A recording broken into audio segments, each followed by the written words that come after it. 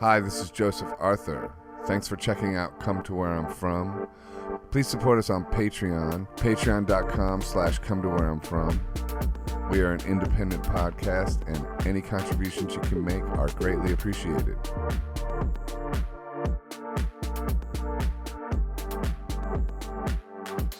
Yeah, just weird to like be out even.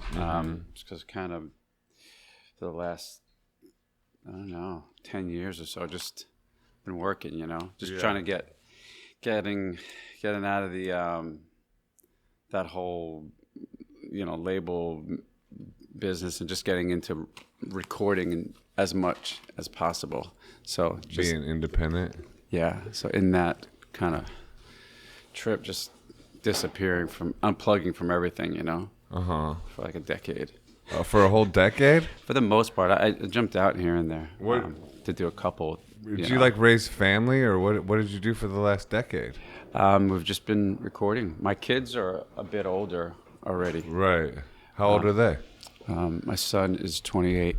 Wow. Yeah, my daughter's 25. Wow. How old are you?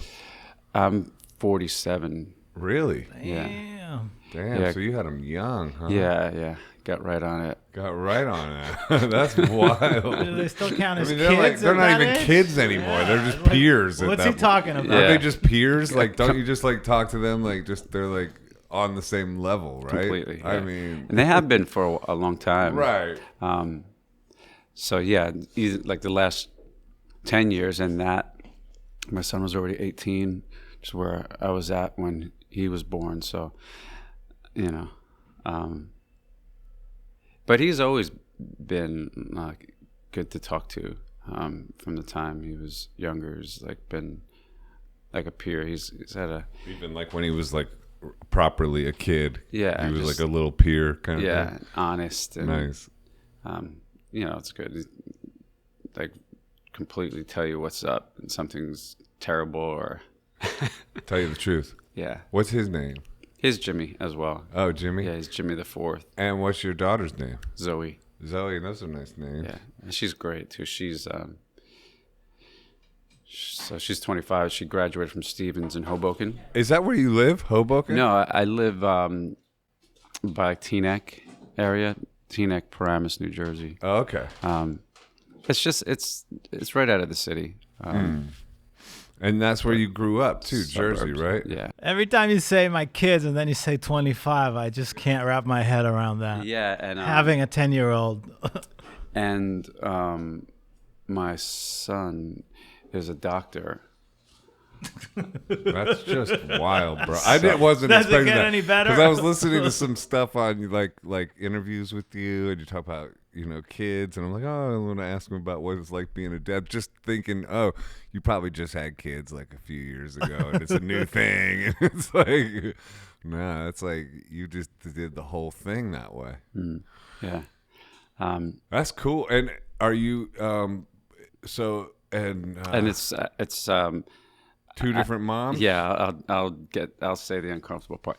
It's out loud. Yeah, it's two different moms. That's not that. I mean, whatever. It was great. It's not traditional or whatever, but it's like in our day and age, that's not. Yeah, that's not a shocking thing to say. That's not a shocking revelation. No, not at all. It's being younger. Eddie Murphy, 14 kids, 9 wives. Dude, DMX, right. Rest in peace. I didn't know the numbers, so I didn't say his name. DMX, how many? I think it was 14 and 10 different. 10 so you're in good company. All right. Well, no, he's not even in the same league. Right. He's not even on the same playing field, right. Dude. That's a whole other level. That's a lot of a league of their own. That's a lot of nutty professors, man. That's a lot of movies to take care of the kids like that, man. Damn. Do you get on with the moms? Yeah, everything's great. Was it always, or did you have to work into that? Asking for a friend.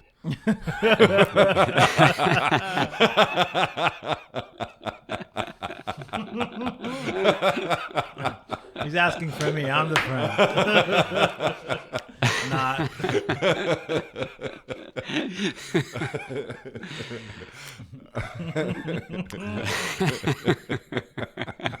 Yeah, everyone can relate. Right. Yeah. It parts of it will work through the years, Right. But as far as with the kids, we always put the kids first, Right. so that was helpful. Yeah. And the kids always, it was really great actually. Like the kids always were close and truly like a beautiful existence with them. Just a lot of love. Yeah. And understanding and acceptance, and never any resentment or anything weird like that. So yeah, as long as we put the kids before anything between us, Yeah. and that's the challenge. It takes like, mature people to do that. And but they were great with that. Both of them were great and continue to be great with that. And both of them very supportive of my absence when it would happen. But I was... Oh, your absence, like due to like touring or just whatever. Yeah. For whatever reason. Yep. But when I was home, I was always with them. Yeah. And yeah, it was a really, really great time. Beautiful time. And as you know, it was scary at first, naturally, but then you just embrace the other side of it. And still scary, just bringing anybody into this world. Yeah, true. But that aside, it was so great. Learn to put other people truly before yourself, and it's really rewarding doing that with the kids, because it's a part of you, and you see the work that you're doing, really working with them. And that's pretty great. So really awesome time, those years when they were young. And, sometimes trying, whether it's financially or just trying to divide yourself. Yeah. But like the real stuff with them, just... I would do it over and over and over and over again. That's awesome. Yeah, if I had the the finances to do it, and like a way to properly do it, because when they were younger, I wasn't really touring or anything like that. I didn't get into professionally doing it until I was around 23 or 24, and then it took forever to make a first record. So I still, for another 4 years or so, after having some money and being able to take care of them, I was still home every day while their moms were working. So I got to really... You got to raise them. Yeah, mostly my son. And then on the flip side, once he was kind of in high school and doing really well and really becoming a cool, solid human being, I got the chance to go back and spend a bunch of years with my daughter's mom, and then kind of spending a lot of time with her, living together and like that. So I did get to, oddly enough, somehow divide certain chunks of years, which was pretty cool. And do the kind of nuclear family thing for a little bit as well. Mm-hmm. That's interesting. There's a lot of experience you got for a 47-year, because 47's still young. It's like you're still in your prime. Let me ask you this though. It's like your son is a doctor, so that's kind of a different mindset as to you. So like when you guys hang out, does he kind of like look at you like you're the sort of like wayward one that he has to guide, or is there a little of that energy going on? Or that began like when he was 13. You're not cool, Dad. Pretty much, yeah. He was around so much music, right? Because I was able to do it. I always had a space where we lived, like an entire rehearsal space and recording space where we lived, that was always kind of my priority. So I would build out that space. So, you know, his bedroom was literally right next door to like entire drum sets and all the gear and PA systems and that kind of thing. So early on, he was kind of around it, and then he got this mindset of just like really fighting it. Like, I don't want to hear anything about music. I don't want to know anything about it. So he was really into sports and baseball and that. So, but then, you know, once he decided he was going to be a doctor, then his mindset really changed about things. He really tightened up as far as his political views and, you know, economic views and social, all sorts of things changed once he decided he was going to be a doctor. And I think it drastically went to one side, and now I think he's kind of loosened up a little bit and seen that, you know, certain ideals about like where, you know, maybe people think they're supposed to be like, and that following a certain path. I think he's starting to see another side of it. And but yeah, definitely it's a whole different view. He plans things out, not like me. So I wonder how much of that stuff is like birth sign stuff, like, because it's like seems like Virgos are always really organized, and then like I'm a Libra, so I'm just all over. Yeah, same. And are you a Libra? He's a Virgo. Yeah, that's so crazy that I said that. Yeah, some of my favorite people in the world. Like, but it is true though. Like I feel like so much of it is like star sign stuff. Yeah, I agree. I agree. You're not supposed to believe in that, or it's satanic to believe in it, I guess. But you know, I don't know. I couldn't not believe in it after a while of just like seeing you see the it constant. so much. Does he play an instrument, or he completely went away from music? He does, yeah. And he immediately had really a good feel and good timing on the drums from the time he was like 5 years old. So I'd kind of, you know, push him to go back there and do it, and he would reluctantly play. I have these great videos of him playing and completely angry about it, just like you're being like a baseball dad. Come on, man, you're doing great. He's like, I hate this stuff.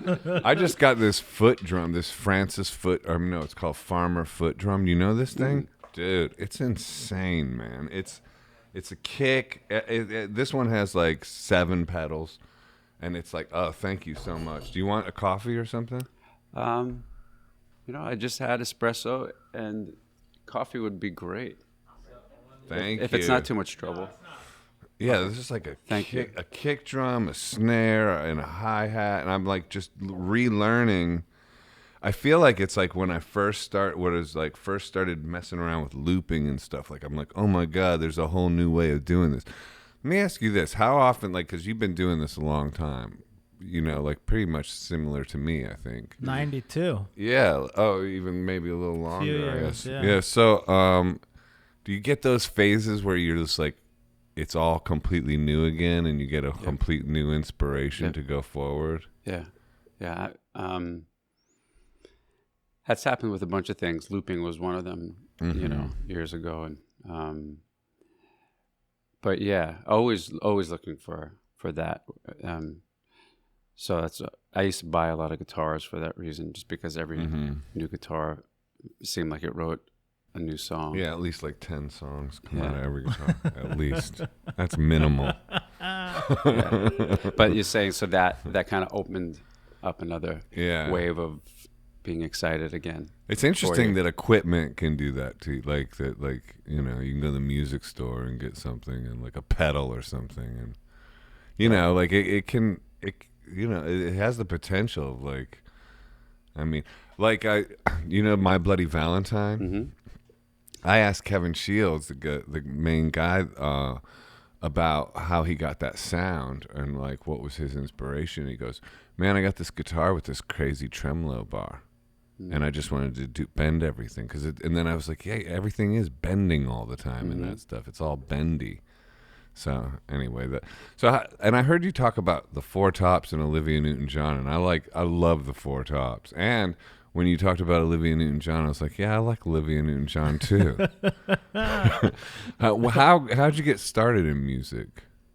I guess being younger, Used to roller skate a lot. Mm-hmm. Still do. Yeah. Still love roller skating. I don't roller skate anymore, but I used to go to the rollercade. Yeah. Yeah. I And it was music oriented, Hall and Oates, Big Country, all that kind of stuff. Yeah, always 80s, just tons of music. getting in there. Yeah. Yeah. So a lot of roller skating, and then that kind of turned into break dancing. Uh-huh. And then people kind of egging me on to, to entertain, a boring old story of like, yeah, put him up in front of the family and make him do things, So break dancing and stuff like that to music's like started to make me really feel connected to it. And I just was like wondering like where to take that first step. That was the whole thing. Like where's the first step into actually doing it? Like where do you begin? You start with lessons or so.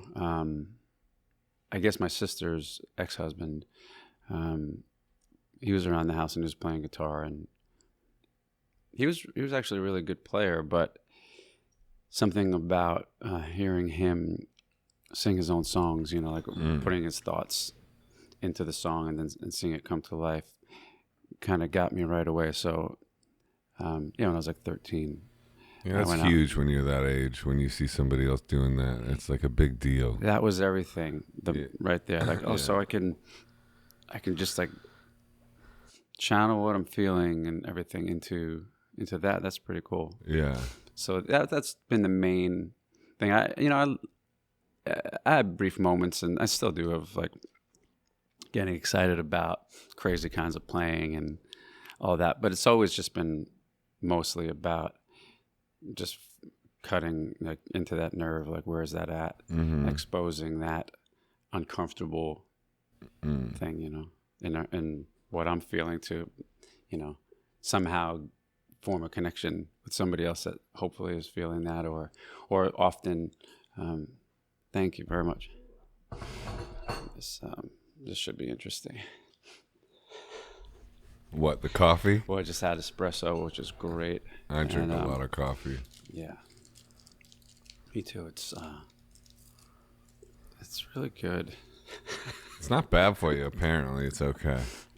You were one of 4, right? Did any of your other siblings go into music? Well, sometimes I like to say one of 5. Yeah, sometimes, what's the but situation? the truth is it's one of 6. One of 6? Damn. Are your folks still together? They're not. My mom passed away about, I think it's maybe, 11 years ago, I think. Sorry. But they were on and off through the years. What'd they do? My dad, he worked for the telephone company for, New Jersey Bell. Became Bell Atlantic, and then now it's Verizon. So he worked there through his entire, raising us and all that, and retired from Bell. And then I went on to work there briefly. Really? It's another story. We can get into that. It's a wacky one because it's tied into everything. Well, go ahead. What happened? How did that happen? Well, I'm 23 at this point. I have 2 children, 2 different moms. I haven't gone to college or anything. Did your parents give you shit for having 2 kids at that point with 2 different moms, or were they supportive? Not really. They were supportive. That's awesome. So they're nice people, huh? Yeah, just really completely about being excited about the children and loving them. It was such a blessing. That's nice. Yeah, my mom was great with both of my kids.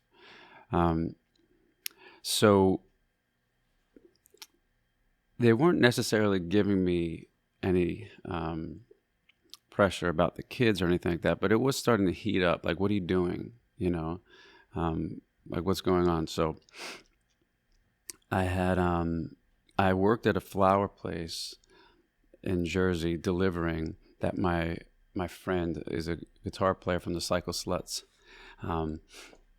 He hooked me up and gave me a job, and I did that briefly. And I mean, I worked a ton of jobs. I was always working. I wasn't like sitting around much. I was always working. But they wanted you to get something a bit more established with benefits or something like that. Exactly, yeah. So the weird timing of it was that my dad had said, they're hiring at Bell, but it's for a different position, different than what I did, because he worked outside, and I could never do that here. Why? Just the cold. You didn't like cold? I can't. I immediately just. You're not into Wim Shut Hof down. and cold showers and all that kind of stuff? No? No, but I've thought about like tackling it with that, like, it's to get over it. Yeah, I don't want to go off of it on a sidetrack, but it's something really cool to check out. We'll go back into it because I've been way into it lately. Yeah? Yeah, I love it. I did it today. Yeah? Yeah. I know. My buddy Rick, like, literally would just like ice baths and ice stuff. baths and Yeah, stuff. yeah. Like, It stops being cold after a while. Yeah. Like it becomes something else. Yeah, when your limbs go numb or something. Yeah, I don't know. It just becomes something else. But if you couple it with the breathing thing, the Wim Hof breathing, it, like, to me, I do them both simultaneously. I don't just go in the cold shower and just sit there. I like do the breathing, so it kind of facilitates, like, the coldness gives energy to go into the breathing. I don't know, but that makes sense. So there's a position there, but it's not outside. Yeah, it's more like in the office. It pays pretty well, but it's more difficult to get that job. The hiring rate is pretty low, and then you go into training, and then the passing rate is pretty low. Like 8 of us went in, 2 of us came out, and the other person that came out was a former school teacher. So that's kind of how intense it was. And you got it. So I got the job. Congratulations! I feel like high fiving you, even though it was a long time ago. So what? It did feel good to get it. Yeah, it seems like it. Put that on my resume. Hey, man. So what happened was I was supposed to go to Memphis with Buckley.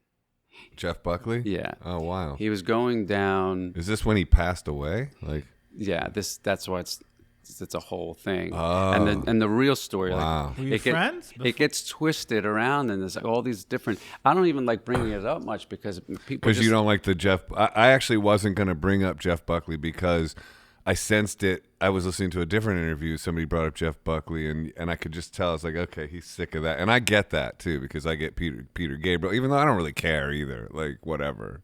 Yeah. And there is a relationship between you and Jeff. It's like, I mean, I don't think you were overtly influenced by him or anything. And maybe that's the thing. You're like, I'm not, it's like we kind of came up at the same time. Mm-hmm. It's like, it's the Radiohead thing, too. It's like they get tagged with the Jeff Buckley thing, or Chris Martin's called them out on that same thing one time, like saying, hey, we all like Jeff Buckley sort of thing. Mm-hmm. It's like, but it's a sound, it's like a thing, or it was an intensity of that time, and some people could do that thing, and you obviously can.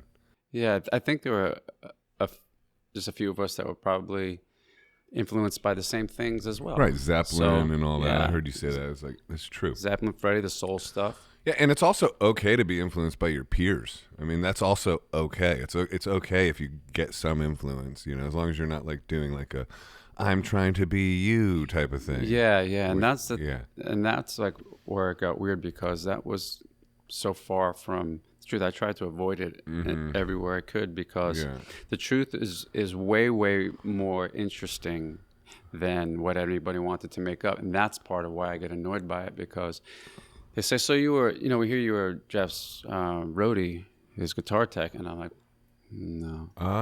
Because what happened, there are a lot of layers to it. But the reason why that one bothers me is because that was a rumor that people at Columbia started, because I I didn't sign with them, and I signed with DreamWorks. So to take the wind out of your sails. Yeah, they were just saying, "Oh, he was Jeff's roadie."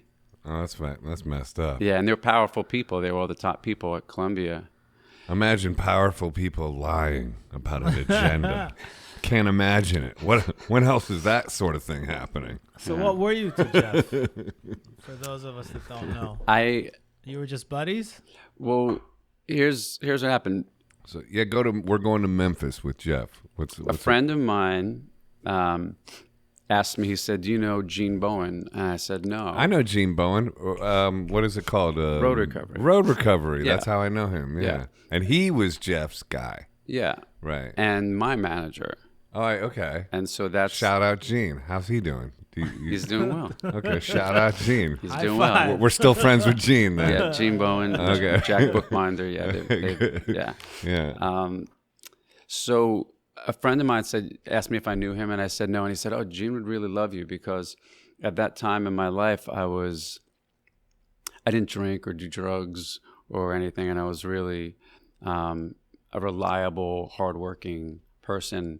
For if anybody needed anything, I wanted to be that person for them. So wait, if you don't do drugs, you become more reliable? Maybe that's been the issue. They taking notes over there on your phone? Asking for a friend. Then it seemed to work for me. No, I'm actually totally sober right now. I don't even smoke weed anymore. I quit. But only recently, by the way. So it's not like I'm high stepping over here. Well, how do you do you feel good? You feel good now? Yeah. I just do CBD and coffee. That's it. And I'm feeling better. Yeah. I was on this Kava Kratom thing, dude. It was insane. Yeah. Anyway, I keep interrupting. Let's keep. But that's I digress. Ultimately, it's whatever's is working for you. You know. Yeah. So, no, I've had times. If it's working. And like the microdose thing, I did that a lot, which sometimes, if you microdose enough, you just need a whole hit of acid again. Like I feel like it just becomes a whole hit is now a microdose. Like it builds up to that. I'm microdosing. Give me 3 hits of acid. It happens sooner than you think. If 3 days in, you're like, okay, I need 5 hits. Okay, I'm joking around. Anyway, but so ish. So reliable Jimmy. So you're being reliable. At least then, yeah. I had my kids, and I played with groups of people for years, and some of my friends had OD'd and died, and so I had a thing about being in a certain environment and having my kids in a certain environment, and I wanted to raise them that way. So I learned like I needed to look in the mirror and really become a better person and change a lot about myself, because if I was going to tell them to do something, that I wanted to show them that that's what I did as well. Mm-hmm. So it made me so much better than it really did having my kids young. So that brought me to Gene Bowen. And so a few things had come up around the city where Gene would say, okay, we got... Oh, so it was because of the road recovery that you met Gene. It was all before road recovery. Gene... Oh, just like in the room. Yeah, Gene was kind of able to get road recovery going. That was his passion, but he was able to get it going after kind of like I signed my deal. And he was, he was my manager during that time. So we went out and everybody was trying to sign me. Uh-huh. So, he made some money. It was a good time for him to be connected to all these other people. Hey, you want to sign Jimmy and talk to you about road recovery? Okay. It was he networked it. It was beneficial for him and road recovery, cool. and I was happy that it was. Yeah, no resentment or anything like that. Super happy that. It's good karma. Because it was his passion, truly his passion to do that. It really meant something to him, and it was important. Yeah. And I was happy to, and still am happy to do anything, anytime for them with that. It's good karma for sure. So basically, the truth of what just happened was that I had moved some gear around the city for Jeff, and I showed up on time. I got it done. There was no weird stories about this happened or that happened, no excuses. And I built up, a period of time where they knew that they can rely on me. And Jeff went into this studio in Sony Studios to record some demos for the next record, and he gave a list of My Letters to the Sweetheart, the Drunk. Yeah. He was just starting that, and they were trying out new drummers and stuff. So Jeff gave a list of guitar pedals that he wanted to Gene and said, I really want these for the session. Gene gave me the list and said, can you do me a favor? Can you, run around and find these pedals for Jeff? And I said, sure thing. My thing with Jeff at that point was, to be completely honest, my daughter's mother introduced me to his music. Mm-hmm. And just like any young, ambitious artist would be, as I've talked to James Hall about this, we both were kind of like... Shout out James Hall. I was this, and by the way, me too. I had a girlfriend introduce me to his music, and I was a bit like that too about it. So yeah, so my first thing was like, okay, well, this is what we're doing. Yeah, we're doing the same thing. I guess he saw me playing around Manhattan because we played everywhere in the city for 5 years. We started in the city in around '89, playing, and then. Went hard, like nonstop for 5 years, everywhere. Yeah. Like everywhere, CB's, Scrap Bar, anywhere, like you can think of that we can get into. We did it. Danceteria over and over, the Limelight Gallery, like clubs that would be clubs for 2 months and then gone, and then Brownies. All this stuff, yeah. And Tramps? I never played Tramps. You never played Tramps? Okay. I did. With the column in the middle there. Cat Club. By the way, though, too, Bank. I was doing the whole thing like Jeff Buckley kind of thing, but I didn't sound anything like that, so it was easy for me. It was just more just straight jealousy. Like it wasn't like High five. So go ahead though. So keep going. So you felt like he had seen what you were up to, or was influenced by you. At first, I felt like, because we were playing kind of more aggressive music with this falsetto on top of it, right? And I was just kind of doing that because I didn't want to sound like heavy metal. So if I knew if I needed to get to those notes, I was just thinking about like soul music, mm-hmm. or Freddie. And just like, okay, I'll just hit it in falsetto because I don't want to be like, nah! Right. So to me, sounded nicer. Yeah. So for a while during that period, people were confused about what we were. Like, what is this? Right. And so when I heard Jeff doing it, I was like, my first listen, funny enough, here's what happened. So people say like, oh, you were Jeff's guitar roadie. The truth is, I left and I went on the road with my friends that I grew up with. My daughter's mom, her brother is a singer for a band called Trickster, and they were like a hard rock at the end of like the 80s glam. I remember them. I think I met them at the NAMM show. Oh, in LA, yeah, right? You would have done, right? Perfect sense, yeah. They had curly hair, somebody did, right? Yeah. Yep. Sounds familiar. I remember them. I think I hung out with them. Yeah. And they're all a riot. Like they're like, I think they're cool. My family. Yeah. But shout out Trickster. But I was That's so funny, dude. That was in '89 I met them at the NAMM show. That makes perfect sense. Yep. Okay. Yep. So growing up, same thing, growing up around them and seeing them starting to become successful, I felt like, well, I got to do something different than that. Mm-hmm. But I still really loved them as my buddies. So in like '94, I felt like, okay, I need a break from hearing my own mouth, my own songs. I'm just so sick of hearing my perspective. Mm-hmm. And I just felt like I want to go absorb so much music. There's so much I still don't know about. And I need to go back, and I feel like if I'm going to move forward and create anything worthwhile, that I need to go back and just absorb so much. So I just did that for about a year, and in that time, I actually went on the road, and I was a guitar tech, and basically ran all the gear, drove all the gear, set everything up, and did all that for Trickster. So if I was to sound like anybody for being their roadie, it would be Trickster. Mm-hmm. Not like I hung around Jeff and then like I said, okay, I'm going to do that. So that's humble. When I left, and that's also how I know James. James Hall. James Hall. I didn't. From the same mindset of my mindset was just that, like real blue collar, hardworking stuff. You're from Jersey. Help, we help each other, the band. So it's like I love Loadout. That's always to me like most exciting time. Everybody's charged up. Like, come on, let's get it up. Mm-hmm. So I've always been that way. So I was really happy to go do it with Trickster. I needed to just get out of my own head, my own perspective, and absorb other things. And even if what I needed to absorb from them was to learn how to laugh and enjoy myself. What are they doing now? They're not together now, are they? They're not fully together as that group. I just talked to PJ, the bass player, this morning before I came. That's so fun. That's crazy. He's doing some shows with Eric Martin from Mr. Big. Okay. And he also he has a couple solo records out.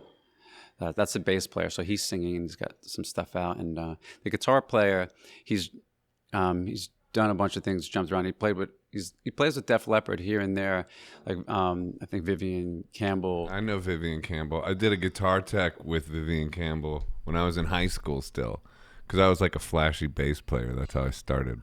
Yeah. So how'd you know James Hall then?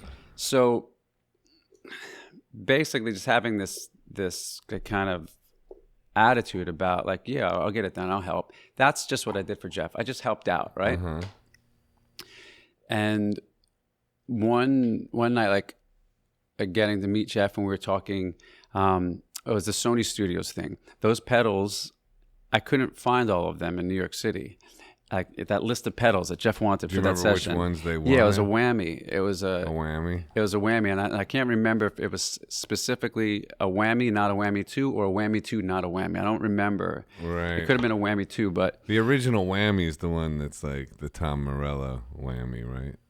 Or is it the whammy 2? I don't know. That's what I can't remember. Okay, so you couldn't find the whammy. So I left the city. Yeah. I called all over Jersey, found one down in San Mash, down Route 22.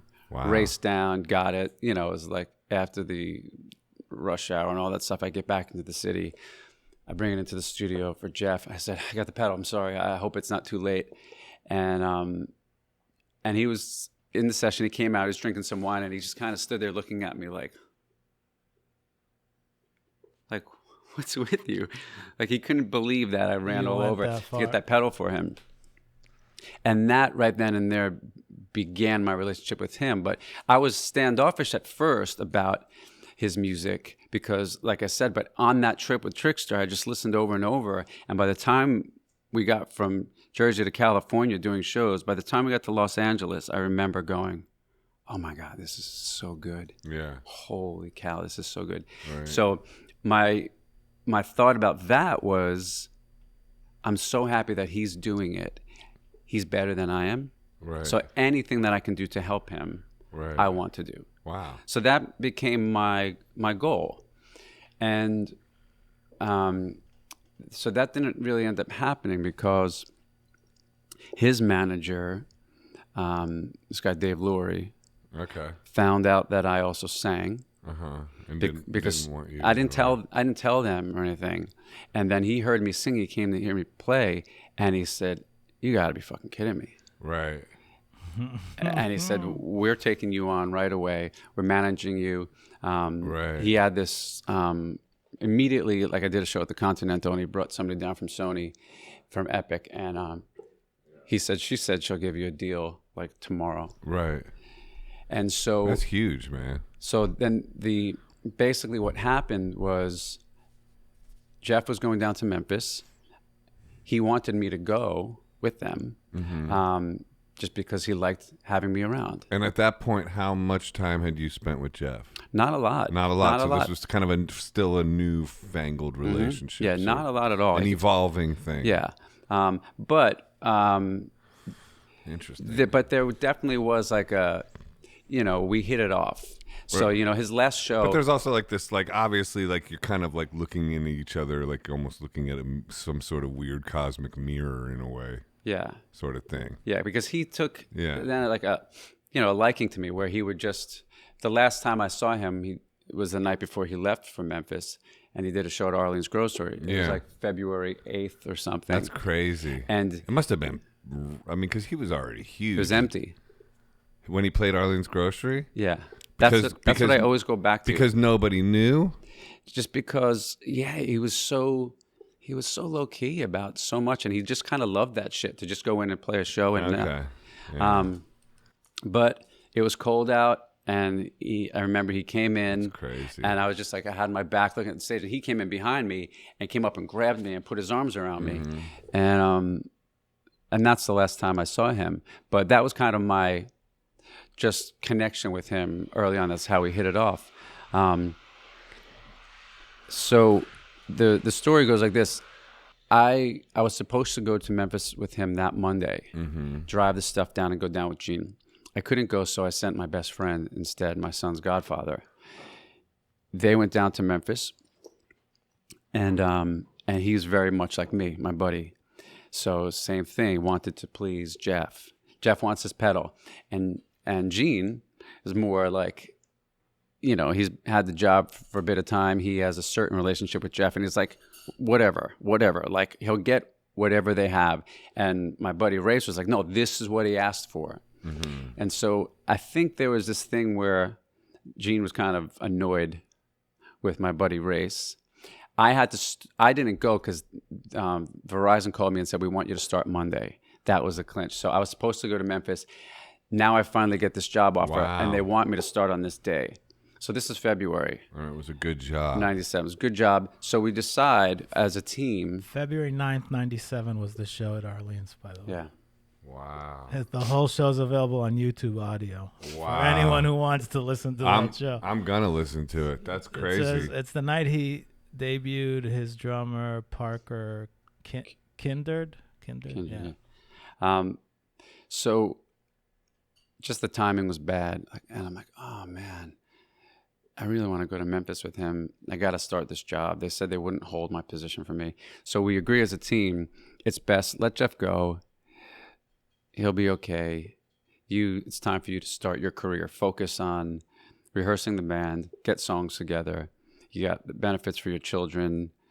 Just take that route. And that was really good for those months. It was really good knowing that I had a solid job and the benefits, and that I had a strong management team that felt like, okay, they can really make this happen. Things are going great for you, it sounds like.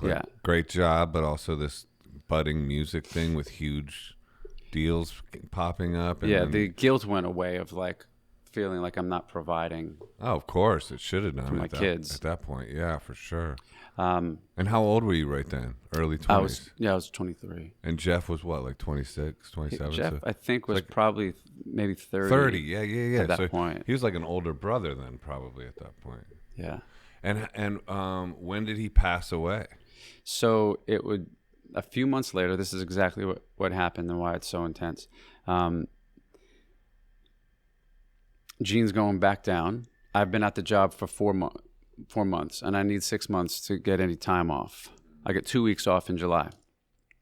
Gene says, I'm going down to Memphis. Jeff really wants you to come. By the way, I played him some of your stuff, and he's freaked out that that's you, because I didn't tell Jeff that I sang or anything either. So he said he really wants you to come down, and I said, July, tell him I'll come down. I'll hang out for 2 weeks. And I said, why don't you take Race again? He said, I'm not taking him. I'm taking Keith. So he's going to take this guy, Keith Fody. I was concerned about it. In all honesty, I said, why? Because there's a certain feeling of, like I've watched for years, like people who are really like gifted and driven and who have potential, and then other people who like to hang around them and bring the worst out of them. Yeah, I've met a few of those. So I've sort of leaned into a few of those too. Yeah, me too. And then when there was none of those around, I went out looking for some of those.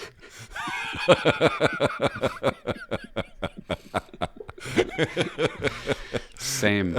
Yeah. So this guy, you were a little bit concerned that I was he concerned was about. He Was a nice enough guy, but he just seemed like he wanted attention himself. And I felt like at that point I had truly fallen in love with Jeff's music, and I really cared about him, and I just wanted him to do well. It was, nothing beyond that. I'm not, guys are not my thing. So it was nothing like that. I just truly believed in him and felt like, oh man, I want to help this guy. So I was concerned. And so basically what happened, Gene goes down at maybe Tuesday or so, gets there Thursday. Jeff and Keith leave the house where Gene gets to, and they go down to the river and, that's crazy. Playing their boombox or something like that. That's what I heard. So a whole lot of love. Jeff's like doing the backstroke. Some wave comes, is the story. Keith turns to move the radio. Right. I think that is the story, but it just, maybe supposedly is not the emotion I'm feeling as much as it's just like frustrated. Like, why do you smoke pot and jump into the Mississippi River with your jeans on and your boots? Like what are you doing? Like, how do you let that happen? Doesn't really make sense. Does Yeah, it? like why do you let that happen to your friend? Like, how do you? I don't know. It's just foolish. Like, it's not like, I don't think it was malintent, but it's just like, that's what I'm talking about the idea that, my buddy Race would have known. He would have said, yo, you can't go in there with your boots on or your pants or. Right. So Race and I, we have a lot of emotions wrapped around all of it, of like what could have been different and what we could have done. So that's our personal story. And we really, really loved him. Yeah. We really did, and believed in him and wanted the best for him. And were crushed. Like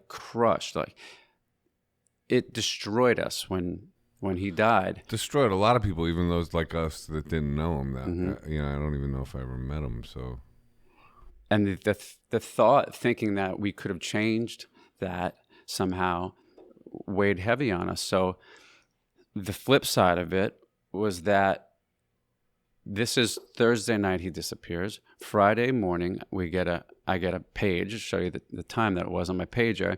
Call the office right away. Fun Palace, Jack Bookbinder, Gene Bowen's their management office. At that time, it was Dave Laurie's management office. But call in.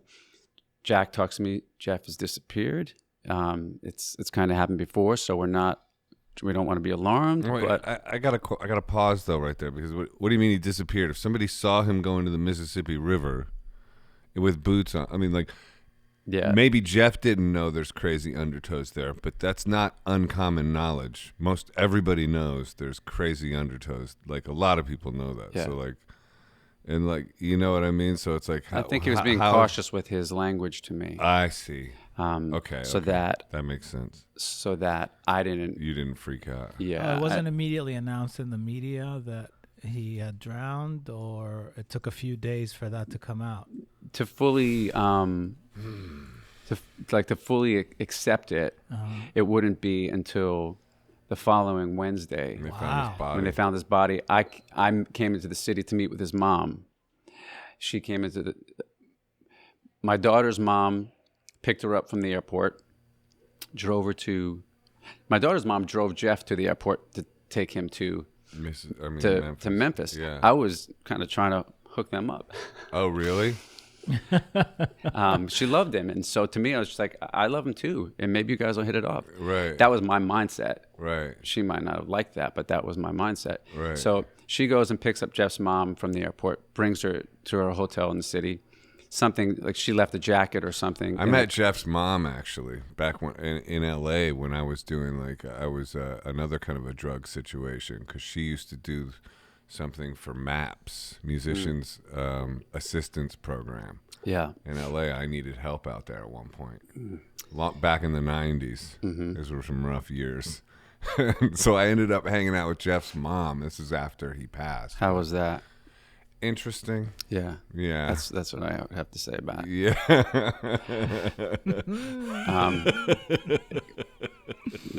Anyway, yeah, because she there's freaked. lots of layers to this. A lot of man. layers. This is And crazy. she freaked out on me years ago in the in some sort of print or something about it because I was trying to tell the story, and so anyway, Friday we go into Jeff's apartment and we clear out all of his belongings, anything, demo tapes, letters, like literally like letters from PJ Harvey, like all this stuff we clear out. And we bring to the management office because Inga Lurie is living in his place.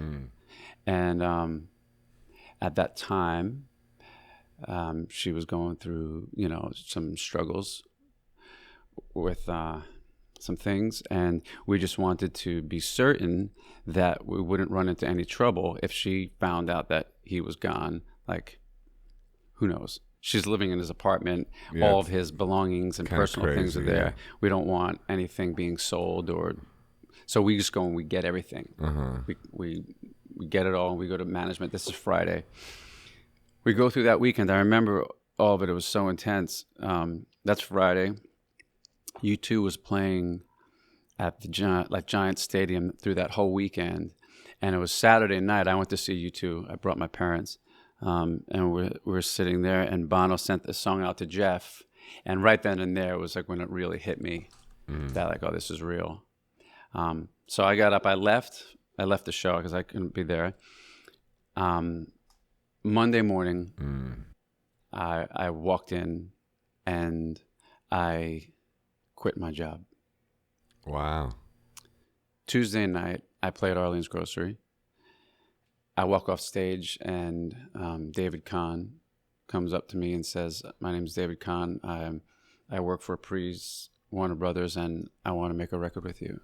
Right. So all within those few days, everything changed. Right. So that's kind of the story of how I got into like doing that, and basically my story with Jeff. And then Wednesday, I went to came into the city and met Jeff's mom, which. Yeah, said was interesting. She told me they found his body, but that's not the way she said it at first. She was like smiling.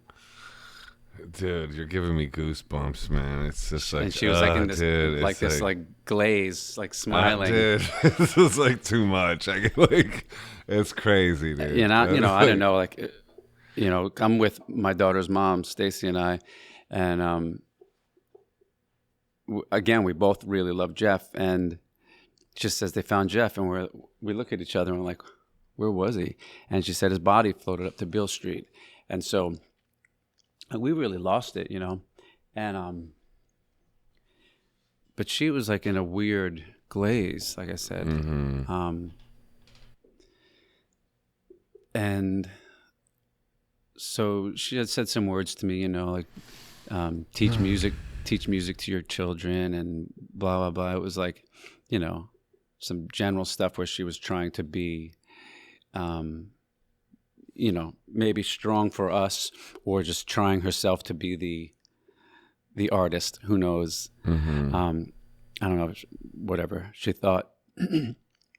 But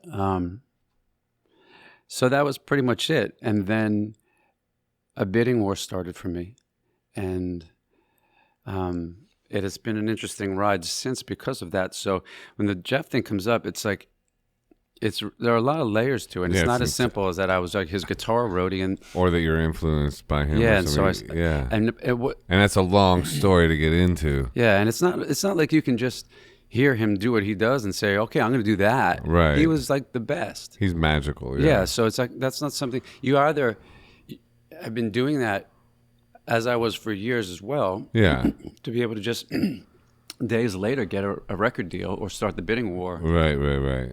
So it's, I try to inspire anybody who says such a thing to be like, well, think about it. Like, you think that's really possible for in a few days for me to figure out how to just like cop his thing and then like go get a record deal and go do it? Yeah. So, yeah, I mean, otherwise, it would be an amazing compliment to be compared to somebody like him. Yeah. But I think when all is said and done, well, there's ways to favorably compare you to him, and I think that's to me where you land. Like similar to how I would favorably compare Radiohead to him, and not even like better or worse, just similar, you know, similar. These people come from similar planets. It's like some people, you know what I mean? Like my thing compares to other artists too, and it's not like I'm trying to be them, but we come just from similar planets. It's like a lot that. of the things that are There's only so feeding many us are planets. the same. Yeah. We're kind of gelling on the same like things. that. Yeah. So, did you ever talk to the guy that went down that you had misgivings about it, like, and get to talk to him and ask him? I have not. No. No. I haven't seen him since. Yeah, that's a mysterious. I remember thinking it was so weird then, and just hearing about it now, even it's just like it's very weird. It's just a weird departure. Yeah. In a weird time. Still really affects me when I think about it. So I try not to think about it, and I haven't been able to listen to his music, sadly, since he's gone until I don't know, maybe it was like 6 months ago or so. I put on one of his songs. From Grace, or no? He never recorded it. It's called "What Will You Say." That was my favorite from him, and it's like you can find it in live shows and stuff. But yeah, it's just like hearing his voice just really sends me to a space immediately. So yeah, still very hard to accept, especially this time of year again around the city, and it gets nice, and for me every time around May, you know. But yeah, so as far as that goes, with that, like that's kind of, it was a kiss and a curse, you know, because I felt that, well, if not for Jeff, people probably wouldn't be so open to what I was doing at that point in time, to give me the opportunity to go and do it now. Because before that, it was a real struggle to get anybody to jump on and get on board, you know. So there's something about that album, The Grace, that like it seemed like all the stuff that was coming from my letters from my sweetheart, the drunk, or whatever, never kind of rose up to that level. Gary Lucas was gone. And it was like bringing up Gary Lucas. It was like the combo of Gary Lucas and Jeff was like had a magical thing to it, like a Robert Plant, Jimmy Page thing. Yep. And don't you think? 1,000,000%. And the drummer. Yeah. Matty Johnson. He's a cool dude too. Yeah. We had shout Gary out, shout out Matt he Johnson. Went into this in length, so you should probably listen to that episode. Oh wow, okay. Well, Gary was like our 4th ever episode. He came in like this and is it was 2.5 hours, and he went Yeah. deep into the whole what happened and how he was pushed out and the whole. Oh wow. Yeah. So he was going to be part of the band and everything. Yeah, they had some showcase. But then these Sony people were probably like, "Oh, he's too old." Well, he's old. Yeah, he management was said this isn't the look. It wasn't the look. I mean, but like, because nowadays nobody would really care. Because I think then he was probably in his 40s, which nowadays isn't even really old anymore. Thank God. It's an interesting episode. Thank God for cats like us, dude. But back then, it was a big deal. Like it and was anyone like else listening, Gary Lucas, come to our From podcast. He's on there. Fascinating. Episode. Jeff Yeah, that was a Buckley good episode. All right, shout out Gary Lucas. I will definitely. Yeah, he's genius, and I've seen them play together. You know, at I think it was Knitting Factory. It's just unbelievable how he'd get around. Yeah, amazing. Yeah. So what happened? Who produced your first record, or how did it come out, or what was the rollout of that like? Do you want to go into that or not really? Yeah, I'll try to go quickly. You don't have to. We can go anywhere. Okay, We can go to now, or we can go there. It's just like I'm curious how the story evolves from this point. It's like you kind of have me riveted a little bit, but we don't have to. Yeah, I don't mind talking about A little bit. Yeah, I don't mind talking about any of it. It's not. There are no sore spots. I just, you know, like I said, I've become pretty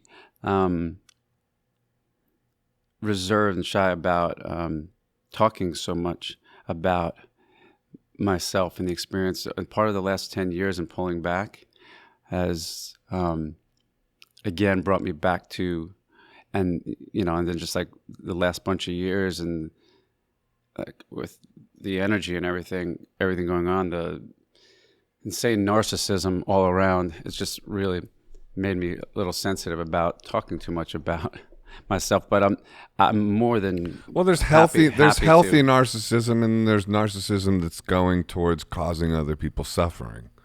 I mean, those are two wild. Those both fall under the moniker of narcissism, and they're wildly valid. different things. I mean, like healthy narcissism is like the beat that makes the world go round. Like all the greatest artists were like full of healthy narcissism. You have to be. Yeah, that makes sense. So it's like to express yourself, to like put, whatever, like fucking flood social media with your creations, all that kind of stuff. I'm for it. Like, go for it. Like, that's healthy narcissism.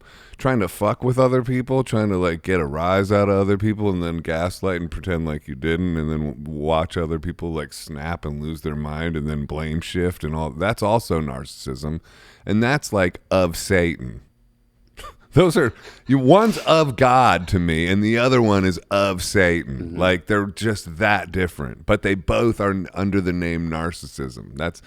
Narcissism is one of the craziest words in the human language, because it's complete, it's just, it means everything. It could mean it's the alpha or whatever. I don't know how to say it, but yeah, that makes sense. Yeah. Where are you from? Ohio. Originally, Ohio. So similar, I think, to Jersey background, sort of working class-ish vibes, but even though, like, Akron. Yeah. I used to go to Akron growing up, racing bicycles, BMX bikes. Oh, right. Yeah, we had a lot of that around then. I didn't get into that, and then we had the soapbox derby too and all that.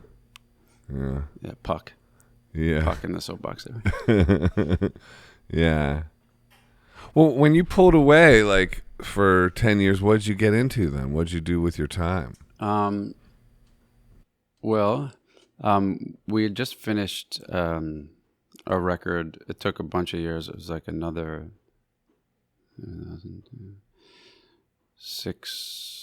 or 6 year process. We made this record with Rick Rubin, and DreamWorks had folded.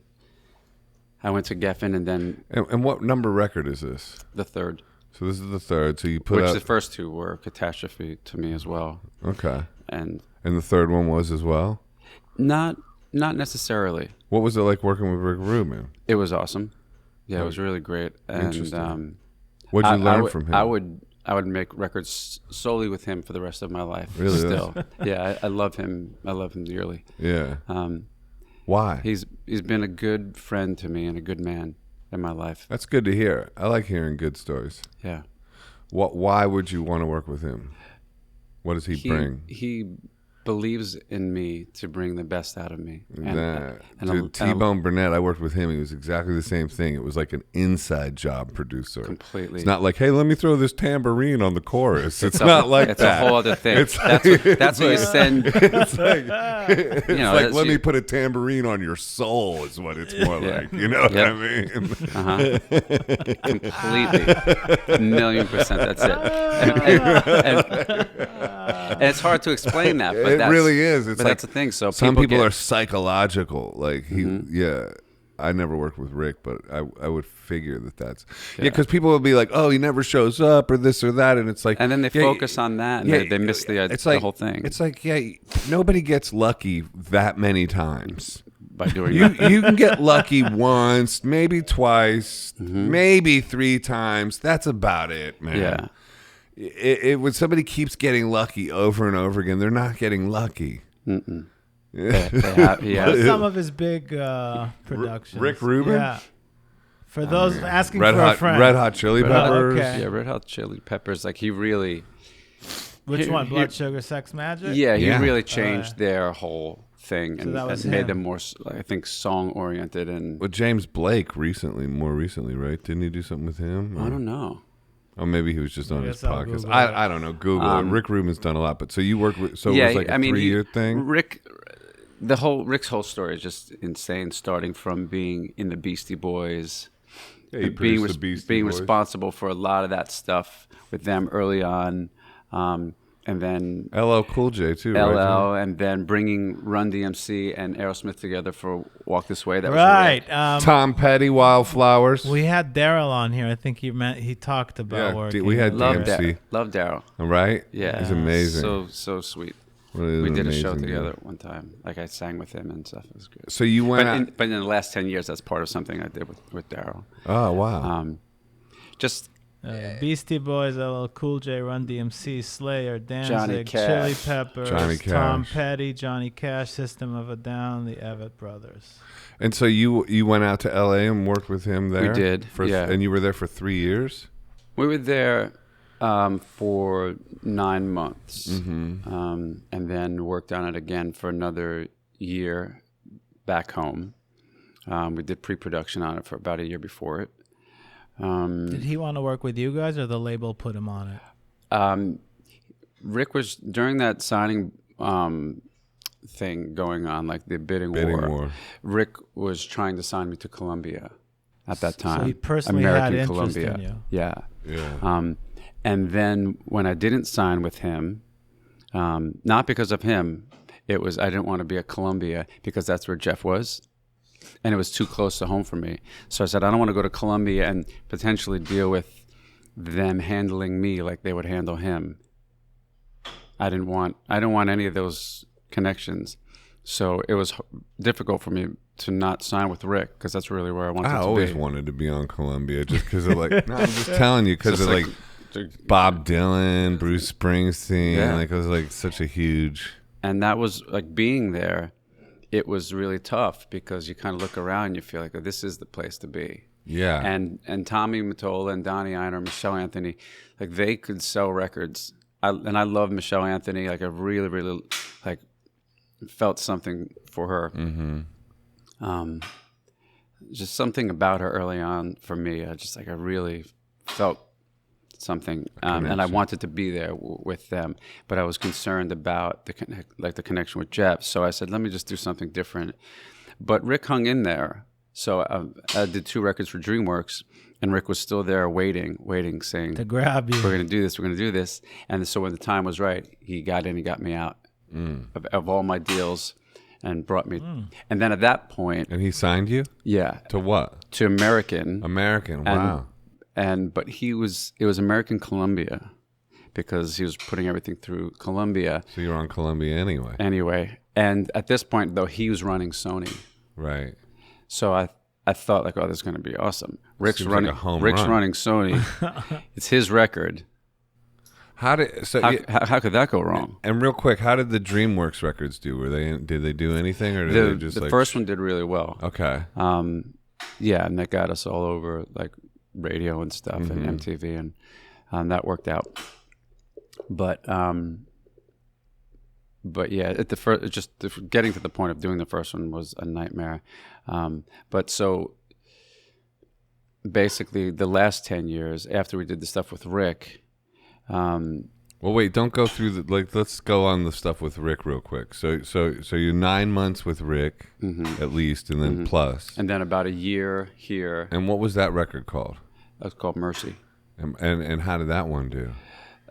Not so great. Not so great. No, and that was the whole thing. It wasn't about that we thought.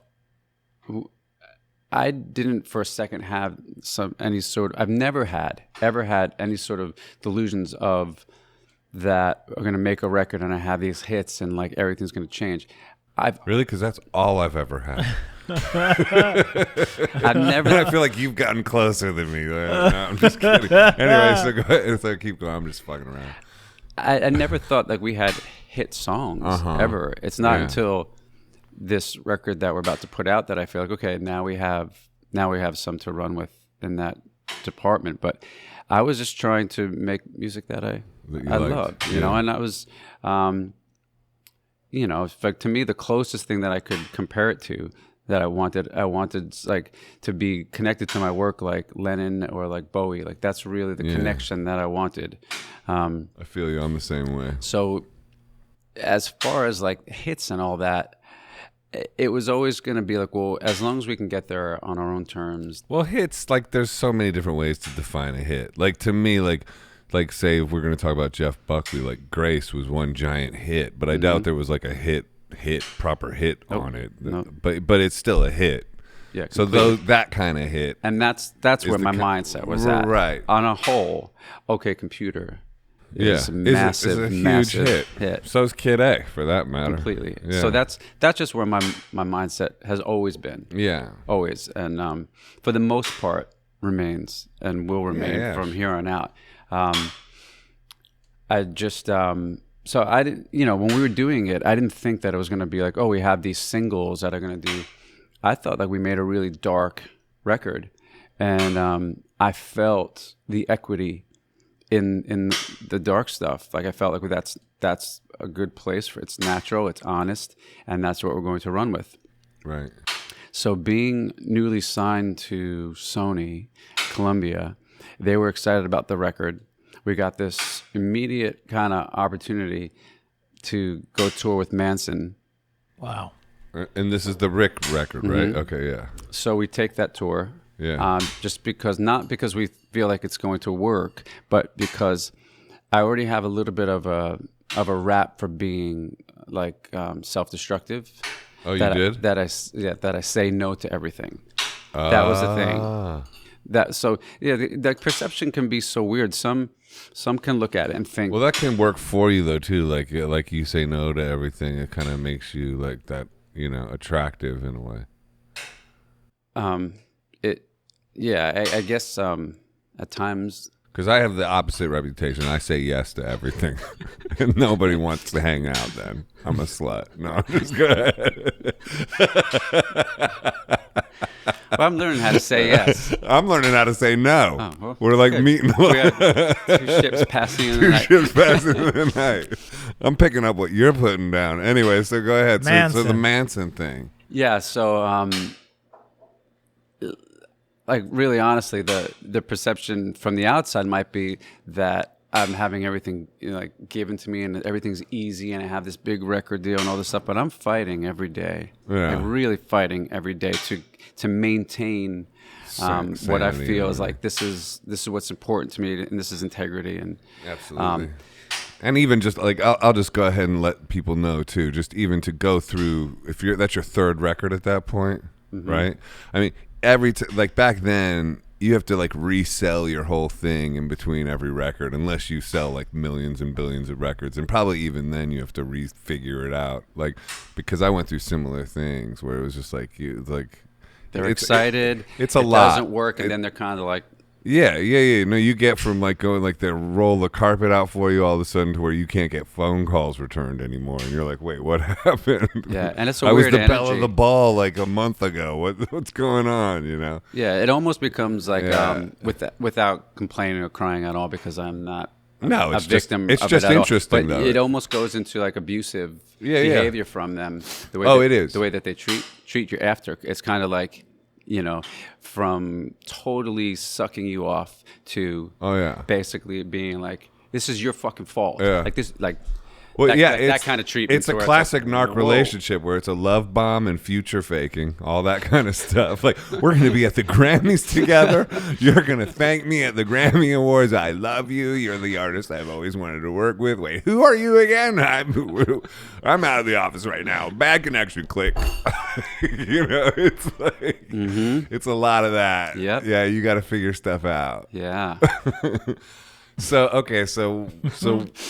back to Manson. Yeah, back to Manson. And we're going to jump back to that, though. Yeah. After the majors came an indie label, and that's when I really learned even more of that. Right. But we get back to that. Yeah. We love you. You fucking suck. So we go on the road with Manson. I have to say yes to that. And the first show, Orlando, like 4,500 people. Probably one of our biggest shows to date. We come out on stage, the lights go out. Literally in a matter, no exaggeration, it must have been the most 5 seconds, maybe 3 seconds from to the darkest. Wow. Like, fuck off. The minute they saw you, basically? Yeah, lights go out. We stepped onto the stage and went into this guttural, like you're dead. But hold on, let me say this. Isn't it at that point almost a laugh? Like at least it was so quick because you couldn't even take that personally. Like a it's like 1,000,000%. you must have just started laughing. Like, come on, That's exactly what I did. right? And so everything's flying at quarters. Like, Did nobody know there was an opening band? You know what I mean? It doesn't matter. They're there to hate. Yeah. They probably knew, but they just was like, and they feel like that's what they're supposed to do, so they do it. Yeah.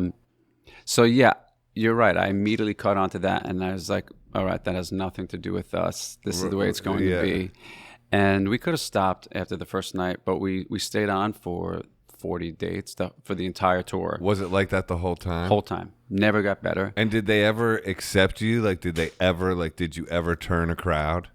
The last night. Finally, the fucking last night. Great, now you like me. In Houston, I know, and it was so annoying because right away I told the band before we went on stage, I said, "Listen, like they're gonna hate us," and and they're like, "Yeah, dude, we've been here for 40 shows. We get it, bro." Well, this is before, stop trying to be the head coach. We know they're gonna hate us. Like before we did the tour, because they were all excited, right? Because some of them had never been on tour, and we had a bus. Yeah. My dad had just retired, so we took him on the tour, and I kind of had to sit everybody down and say, I know this looks one way, but I just want to let you know, like, don't be discouraged if it goes another way. And I said, here's what's going to happen. And we came up in Jersey, playing a lot of biker bars. And like I said, if, I'm singing a song that's a little pretty and some falsetto, you got to win people over. And I learned how to really win over even the most cynical, intense, like badass biker guys. Yeah. But what had happened at this point is I said, I don't want to do that anymore. I don't want to keep changing or like having to like be so like that. So they're going to come at us, and I can go back at them, and I will gain their respect, and we'll win by doing that. But I don't want to give in to their hate. So what's going to happen is we're going to have 2 months of just being abused. So you guys know, because I'm not giving into. I can very, very easily. Could have easily said, hey, go fuck yourselves. Like, let's go, motherfuckers. And I could have turned into that, but it truly wasn't in my heart to be that way. I felt like we made a record, even though it was dark, I felt that there was a lot of love in it, and I didn't want to just go out and be like some heavy metal thing to fit in. I just felt like... Yeah, it's an odd pairing, you guys with Manson. Yeah, so wrong. I mean, but it kind of makes sense on one level, but not on a bunch of other levels. Yeah, if they were going to be Yeah. open, it could have been really good. It's good exposure. I mean, I feel like something like that would go over nowadays, but back then it's a different vibe. Yeah. Like now people are more open-minded, I feel like. He had like in a weird way. to openers in general. Yeah, just to like into differences, and like then it was just like Yeah. you know. If you don't want, and people show up to listen to the opener every now and then. Yeah. I always did, so I was excited about it. So, but they liked you on the last night. Well, because He turned them. yeah, I gave in. So we're told like right from the jump from Manson's crew, and they're all hard asses too because they're dealing with him the whole time, and it's a dark Energy. It's a dark thing that's going on. So right from the jump, we get up there for sound check. The whole crew's like, "Stay the fuck away from here. Stay the fuck away from there." And I'm just like, "You got it, no problem." Yeah. And I've dealt with that before. and I was like, it's your world. Opening We're for just, who? I'm not saying, Right. but there was one time I opened Was up it for Trickster? somebody. I'm not going to 'Cause say they who. were like that to I'm me. going to say who. They have a really good reputation, but I was not allowed to be in the center of the stage, even though I was a solo artist, and also the lights weren't allowed to be all the way off in the audience. Oh, I remember this. 2003ish. I left the tour. I was like, okay, if this is gonna how it's gonna be. 2003. I mean it. I'm not gonna say who it was. All right, I'll but go you look. you would be surprised. You would be shocked because it was like Anyway, whatever. But it's just like you figure out how much of that you could handle, and it's like if yeah. Meanwhile, I opened up for REM doing arena tours solo, and Michael Stipe came out and introduced me He's- every night. he's the best. And then Peter Buck would come at the last song and play the last couple songs with me, and then I would play with them at the end of the night, and I won every crowd over. That's because of that. That's the way it should be. That's they the brought way. you there. That's the way it should be. They brought you there. And and that was then a there's other gentleman. artists who like like he almost you like, can't be at the center of the stage, and we're gonna have the house lights halfway on the whole time. I mean, it's just like, whoa, it's your crowd, dude. Like, what are you worried not about? not a dude, actually. Yeah, it's your crowd. Yeah, I know chick. who it is. I know who it is. And something with the tour bus, you have to do or whatever. I don't know. I'm gonna look it up. I'll tell you after the pod. Yeah. I just don't want to stir up Yeah. shit. But so But okay, that's so okay. The last night, it's their world. We respect it the entire time. We do the entire tour. We take the abuse night after night, like coins, everything in the world flying and hitting me. Extra cash for petty cash. And I would joke about it, be like, just throw silver dollars, please. yeah. So the last night, Did you ever get hurt? no, Okay, no. good. But you have to be to like deal with that. You got to be okay, And I was fine. It's hard. I was fine the whole time. I laughed about it. Like we'd finish each night, go on the bus, and I would do a couple hundred sit-ups and push-ups, and get into my sweats and watch the Sound of Music. Close the back door and lay down and watch the Sound of Music. And I'd be like, I'm loving good. it, man. I did Everything my job. makes sense except your movie choice. Every night was the Sound of Music. I just needed a complete escape from that. Not Yeah, that's Grease with Olivia Newton-John. Maybe a couple. We wore times. that one out, and Xanadu. Yeah. But I felt like I did my job today, and it Yeah. was just like, Got paid. I'm there to be hated by them. I did my job. It's cool. Like I have no problem. I'm not taking it personal at all. Right, I yeah. wasn't. It was just like these people are fucking animals. Like Yeah. So it didn't really bother me. But the last night we were in Houston, and I'm pacing back and forth. It's just one of those nights that like I'm not centered and grounded in myself, and I feel it. Like I'm already like irritable. Right. And I'm like, this is not good. Like I have to shake this, each night before we play, because I want to, for me, a really great show is when I'm able to get out of my head and be present with everybody and like have just a good conversation. And I feel like that was a great show. I felt like I was present. Right. So this night, like it was like cloudy, you know what I mean? Like it was spinning. Right. Something was like going too quick for me to have that kind of, You weren't centered. yeah. Right. And so we go out, and we're only going to play 5 songs tonight. Our songs are a little bit longer, so it's fine. It'll take up the whole time. And we get after like the second song, and there's like a group of them, like in unison, and you see them over there going, you suck, you suck, you suck. And I'm just like, at this point, I'm standing there looking at them, I'm just like, oh, like, you guys look really fucking pathetic, so like, I know Right. you think that you're affecting me, but you look really pathetic. Like, you look like you're literally like fucking 8 years old. Right. Like getting your buddies together, like to go on a mission. Like, yeah, if you do it, I'll do it. Like, you look pretty pathetic. Yeah. And we do another song, and like something happens. Like people, like they're throwing shit or something. And I said, so I guess this is like after the 4th song, because I got hit, and I said, like, what happened to all of you? Right. Like, what happened to all of you? That you have like a defenseless person up here. Like, I'm just singing. Right. I'm not coming at you with any sort of intense point of view or anything like that. I'm not, I'm not being political or anything like that. Right. Like, what the fuck happened to you that you have to go in your pocket, I love this. get a metal object, and potentially blind somebody? Mm-hmm. Like you're all fucked, really. Like, you got fucking problems, all of you. You're all Right. fucked. Yeah. And And then they loved you. and then almost we start the last song, and I'm literally singing these words. And I know what comes in this last song, and this last song is the first song on my first record, and there's a little pause, and this is part of why James Hall and I are like brothers from another mother too, because it's like there's no way we could have known about each other doing this. But this pause, and then I literally come in like raging vocally, and I know that that's coming. But before that, I'm singing "Breathe for the Whole World" because we can't fight, and I see some guy down in front. We're in Texas, so a big Texas Mexican. He's there. He's got all of his black on. He's ready to take me down, and he winds up. And he fucking hums a quarter, and it's like slow motion, and I watch it go,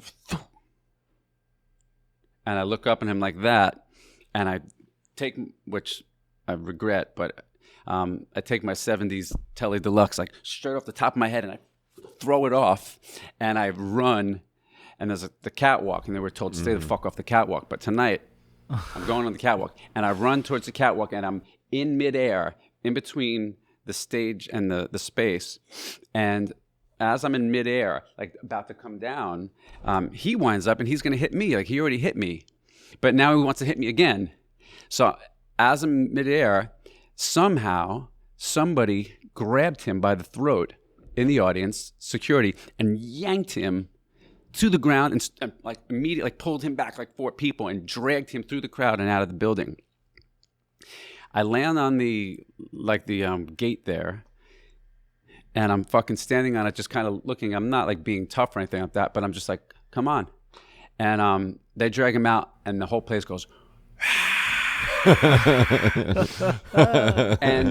that's what they wanted the whole time, just for you to fight back. To give in. And Manson's entire crew empties out onto the stage, and they're ready and behind us and ready to go. So after 2 months, they really came to like us and respect us, and because we listened. Whatever, like it's your world. It's fine. Yeah. We never went over our time. We're just like always on time.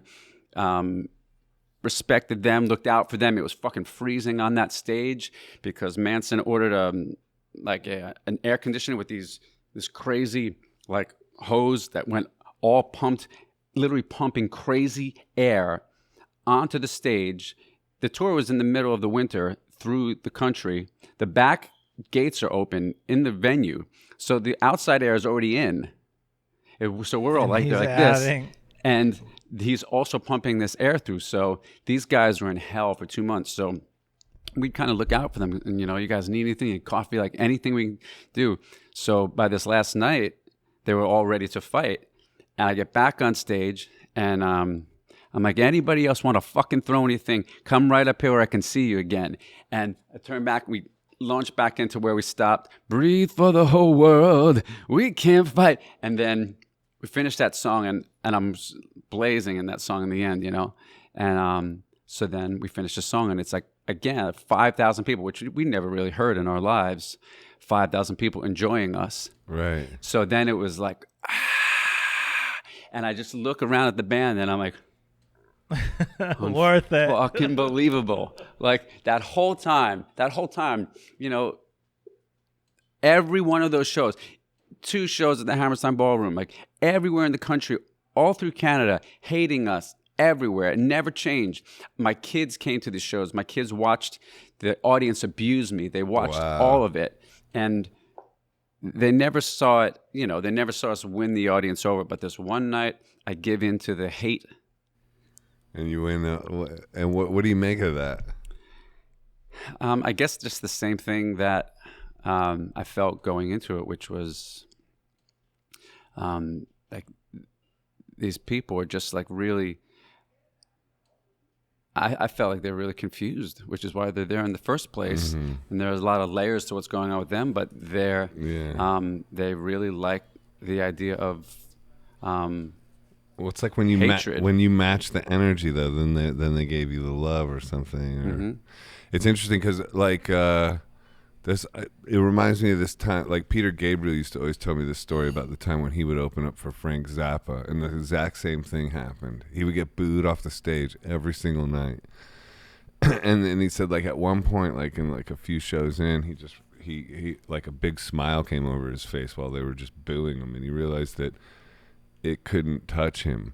Like none of it mattered, and it was like a breakthrough moment for him, and he would just keep going, So, I mean, it's a little different because with what your situation was, you were actually getting pelted with stuff, and so there's a bit more violence going on. We'd been booed a lot though, leading up to that. Oh, really? Yeah. Other opening things? Or? Oh yeah. Like we toured with the Cult, and I love the Cult, but their audience, same thing. Like they wanted Ian out there, and being an opener kind of. So sucks. that Is was it possible I saw you opening up for Counting Crows at the Trade Winds in New Jersey somewhere? 2002. close. The Wallflowers. Oh, the wall. Yeah. So I did. It was the Wallflower at the Trade Winds. Mm-hmm. Yeah. And that was civil. That tour was civil. People were civil to us. It was good, but it was that makes more sense. It was so decent that DreamWorks pulled us off the tour. Why? They were like, they got threatened by you? Jacob and the Wallflowers, they were amazing. We had a whole long tour with them, but DreamWorks said we can't get radio to come to those shows. That nobody's interested in going to see them, so we're pulling you up. And I said, that's insane. That's insane. I'm not leaving this tour. And they said, you don't leave this tour, then we're not putting out any singles for the record. Wow. And then, and they said, we're not supporting it financially. And I said, I don't need you to. What I get paid every night is more than enough from the Wallflowers, and I'll go do it solo. I'll jump in a car and do it. I don't need you. Right. And they said, you do that, we're not going to support your album. That's weird. And then the tour started. They took Ron Sexsmith, which great for Ron because I love Ron Sexsmith. I toured with him at one point. Love him. I follow him on Twitter. Yeah. Is he in the UK or something? He's a Canadian. Oh, he's Canadian. Yeah. Oh, yeah. Yeah. Love him. Yeah, he's a cool dude. So I was Good happy he got songwriter. the tour. Yeah. But I didn't do it. But we didn't get booed on that tour. But I remember you being Cult. very loud. That's because the name, I remember seeing a band called Ours, and it was super loud, and it was at the Trade Winds. yeah, that was definitely. I mean, we're always loud, but we were certainly getting a lot of heat from the label for not being like the guy who signed me, Michael. He signed Rage and Pearl Jam, and he believed that in signing me that he was signing like the next, like the Who or something, and he wanted me to really take that position and be like a rock guy, and I was never good with it. You know, like after he signed me, when I was younger, I was, and then I've become good with it now over the last decade. But at that point, you know, I was listening to like the Blue Moods of Spain. You know, like I wanted to make records like that, like 9-minute, like moody stuff. And so they were like, "What's wrong with you?" So, but during that record, we got pushed so much to be like rock and stuff, so we were a little heavy-handed at that time. But That's interesting that you bring up James Hall too with the Marilyn Manson thing, because I know Marilyn Manson was heavily influenced by James Hall. Yeah. And so, did you meet James Hall? Where'd you meet him? We were in Atlanta. Technically in Athens. I met him because At the 40 watt. Yeah. It had been around 4 years or so. I got signed in 97, and we started to do some tour dates in 97, and people were asking me then if I knew of James. They're like, you know James Hall? And I said no, and they were like, oh, that's weird. Like, you guys seem like brothers in some way. And so I heard a lot about that with Jeff as well. And so I was like, all right, it's on my radar, and people keep saying it. And so it was around 2002, I think, 2002, 2003. I had played just like a solo show, I think, at Starbucks in Atlanta, like a promotional thing or something. And a few hundred people came to see me play. And Was it like an album signing thing? yeah, I was kind of putting a record out. I did one of those It's just ones. like going and doing I love doing things like that. I think they're fun. I did too, but except nobody showed up at mine. So then suddenly I was just shopping at Barnes and Noble, looking around like looking around, and there was trying to ignore the table with my picture on. But anyway, keep going. Starbucks had a music label for a little window in 2005 or 6 or whatever. They had I forget what it was called. Yeah, and that's why you'd always see Antigone Rising. Yeah, like at the cash register. The Low Stars were their on that. signings. Yeah. Sia. I remember seeing her. Anyway, so you were at I did a show, and a lot of people came to it, and my friends said, James Hall and Pleasure Club are playing in Athens tonight. They could really use our support. We should go. And I was playing in Orlando the next day, so I had to drive. It was an early drive. And I felt like I'll never be able to stay up and do it. I'm going to get into a drug story. Is that okay? Yeah, that's fine. Okay. Sure. It does involve... speed, cocaine, something like that? Yeah, cocaine. But I said, I'll never be able to stay up to take that drive to Athens. By the time he's done playing and I got to drive back, I'm going to be cooked. So I'm thinking like, somebody did just give me like a hit of ecstasy. And I'm thinking like, we really, really do need to go and support James. If it's like what I'm hearing that they could really use the support, then we should all be there. Like everyone that we can gather up, let's take a ride to Athens. So take the hit, get in the car, start to drive. Maybe, 30 minutes out or so, take the hit of ecstasy. Get in there, and there are only like 8 of us in the place.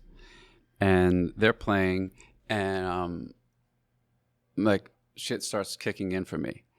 And I'm watching them, and I'm really blown away by them. Not because of any drugs or anything. Right. It was just like truly amazing. Yeah, James is amazing. Yeah. So, but what's happening at this time is I'm feeling this overwhelming sense of like I have to find a way to connect with this guy and help him, because this is crazy. Like 300 people came to see me play tonight, just not far away from here. This is like kind of his hometown, Atlanta here, and everybody that's at my show should have been here. So I have to just somehow facilitate that, make that happen. So I'm kind of tripping out, and I'm literally tripping out. You missed that part of the story, but I'm tripping out. And you took ecstasy to go see James in Athens. To go see James, yeah. To stay up. And I'm having this thought of like helping James. I'm not going to let this go by again, like what happened with Jeff and I. So I'm feeling like this is a moment, like I have to connect with this guy. It's like something. Yeah. This is my brother somehow. So he finishes playing, go up, and I help them. I don't know them, but I go up to the stage with a friend of mine that knows them, and we just start pulling their stuff off the stage, bring it out to the trailer, and help them. And so my stuff's really kicking now. And I chew gum a lot. Like you're rolling it. Big pieces of like, watermelon bubblicious my whole life. It's always been my thing. Like, so I'm like... Right. And I go outside and with frying pan eyes, you're fucking nothing but dark circles. Yeah. And I'm talking to him, and I get introduced to him, and he's a funny character. Trying to explain to him, like, I have this idea. I can blow you up, James. I was hit with this idea of like what we should do, like as far as ours and Pleasure Club, and how we should come together. And I'm hitting him up with this idea of community. I mean, I'm talking about country music and Seattle and all this stuff. And I said, we don't have a community for us. You get it? Like we have to make sure that we're not jealous of one another and resentful. Like we have to help each other. We have to come together. Anybody cut from this cloth, Jeff's gone, but anybody cut from this cloth, we have to come together and help each other do this, because it's what we started, and we don't have that kind of community. So he's not hearing it at all, because he's on his. He's like, you know what, Jimmy, it's nice meeting you, but they have a plan, and I completely respect it, and I get where he's coming from, because I'm a crazed out like person talking to him after the show, and that's always, you know, a little weird, as you know. So I get that he's kind of like that, but I'm not going to give up on him. So some time goes by, and we go in to do the record with Rick, and kind of like that gets everybody's attention, you know? Yeah. So that would do it. I was thrilled at the idea that I didn't look at it like, okay, yeah, well, now you're paying attention. I was just happy that I felt like, all right, now I have your attention. I want to tell you what I was trying to tell you. Let's help each other. And so thankfully he came out, and we were able to... He came out to L.A.? He came out, and we were able to have him on a song that we did called Murder. Right. And he played trumpet and violin, and then he sang on it with me. You know Eric McFadden, too? Yes. Yeah, and do you know Liam, James's son? I do, since he's... Grandma? Yeah. Yeah, I worked with him. I Really? Yeah, we wrote together on his first album. A little badass, huh? He's very much... I shouldn't say little, but... No, he's a badass. But He's awesome. I just have known him since he was 8, and that's probably the last time I saw him. Oh, yeah. Down in New Orleans after everything. So Right. Anyway, so you got him up there working with Rick and you guys. Yep, and so it started our relationship of like just kind of looking out for one another and through the years, and So I love James very, very much. And did Rick take a liking to James, or did he get into that whole scene? Or you know, I want to say this carefully so that people don't think the wrong thing, like you were saying before about never showing up. Rick didn't come to the studio. Right. One day. I just made the record. Mm-hmm. Yeah. But he knew, like, make no mistake, he knew what was going on. Right. He's no, I get it. Like I told you, I get it. It's different styles. He'd call me up and he'd say, "Did you change the kick drum pattern in black?" Mm-hmm. And I said, "Yeah." He said, "Yeah, you should put it back how it was." I said, "Okay." So you would listen to dailies or whatever it's called. Was that with Sylvia doing the board? Wasn't that his engineer at the time? We brought in. I was Sylvia adamant. Massey, I think is her name. Yeah, not for us. Like I was adamant about bringing in my buddy. You know Peter Cadis? Yeah, sounds familiar. Peter did like the Interpol stuff. And he's done a lot. He's got his place up in Connecticut. Yeah. And I met Peter. I went up there and just really took a liking to him. And so it was odd because Peter doesn't normally do this, but I said, "You want to come to California for 3 months? We'll pay you pretty well, and then you can, sub out your studio or something while you're not there." And he thought about it, and he said, "Yeah, I'll do that." So Peter came, and so Peter was basically with me every day and through the night. And to his credit, many nights I just like pass out, and he'd continue working on things, and I had complete trust and faith in Peter Cadis. So it was pretty much us doing everything, and but Rick knew what was going on, and he's down with it. So, but I really wanted Rick to meet James. That was the whole thing. So James came out once we had already moved out of Rick's house. We moved to another studio called Ocean out in Burbank. Sounds familiar. It was a cool room. So we were there for a month, and that's where James came to. But Rick went back into his house where we were doing the record, the mansion, and he brought the Chili Peppers back in. So we needed to get out by the first of the month because they were coming in to do this big double record. Right. Californication. It was Stadium Arcadium. Oh, Stadium Arcadium. Yeah. So I talked to Rick and I said, "Hey, my buddy James is in town. I really want you to meet him." Yeah. He said, "Come up to the house." So we went up, and then I introduced James to him there. Chili Peppers and stuff were there, but we were just kind of in and out quick. But I just wanted Rick to meet James, to know that, just like like anything. Like I would want my friends to meet, you know, Yeah. you like, okay, you gotta go down and hang out and talk to these guys and do it. Like, so I just, yeah, you know, I romanticized it a bit more and had more higher hopes for it. To be like, Rick would spend some time talking to him, but what Rick people was manifest busy. is up to them as well. And Completely. you're not the first person that felt invested in getting James into that sort of realm. Yeah. Because it's like many people I think feel like he's like one of the all-time greats. And you know, it gets a little weird though, because I'm sure, and it's something I've like encountered a lot, and I'm sure you've encountered, like, oh, you should be so much bigger, or like, why don't more people know, like that whole thing. And it's like, I don't know, that's a slippery slope. I don't want to, because I don't want to throw that all over James right now either. But yeah, like you're not the first person that's wanted to, you know, Elevate him.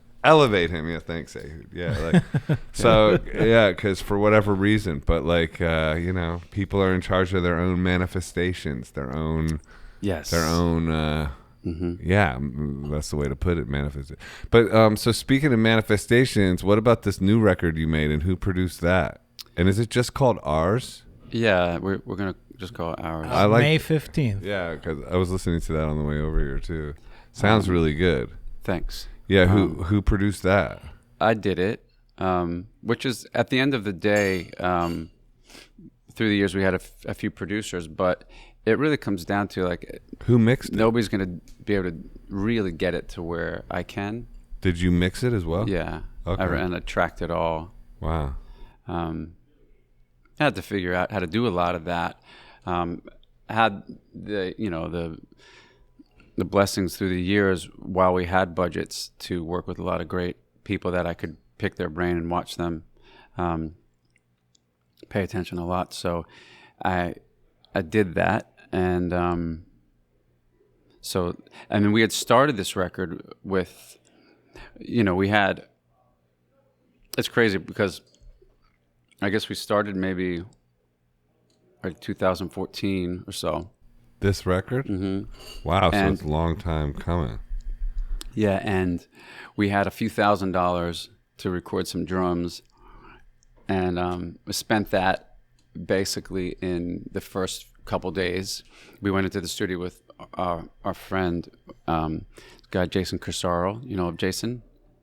He's done stuff for Peter. Right. I think he mixed In Your Eyes. So you had a couple $1,000 with him. to do drums, and all you wound up with was some bongos and an 8-ball? Nothing. We wound up just about with nothing.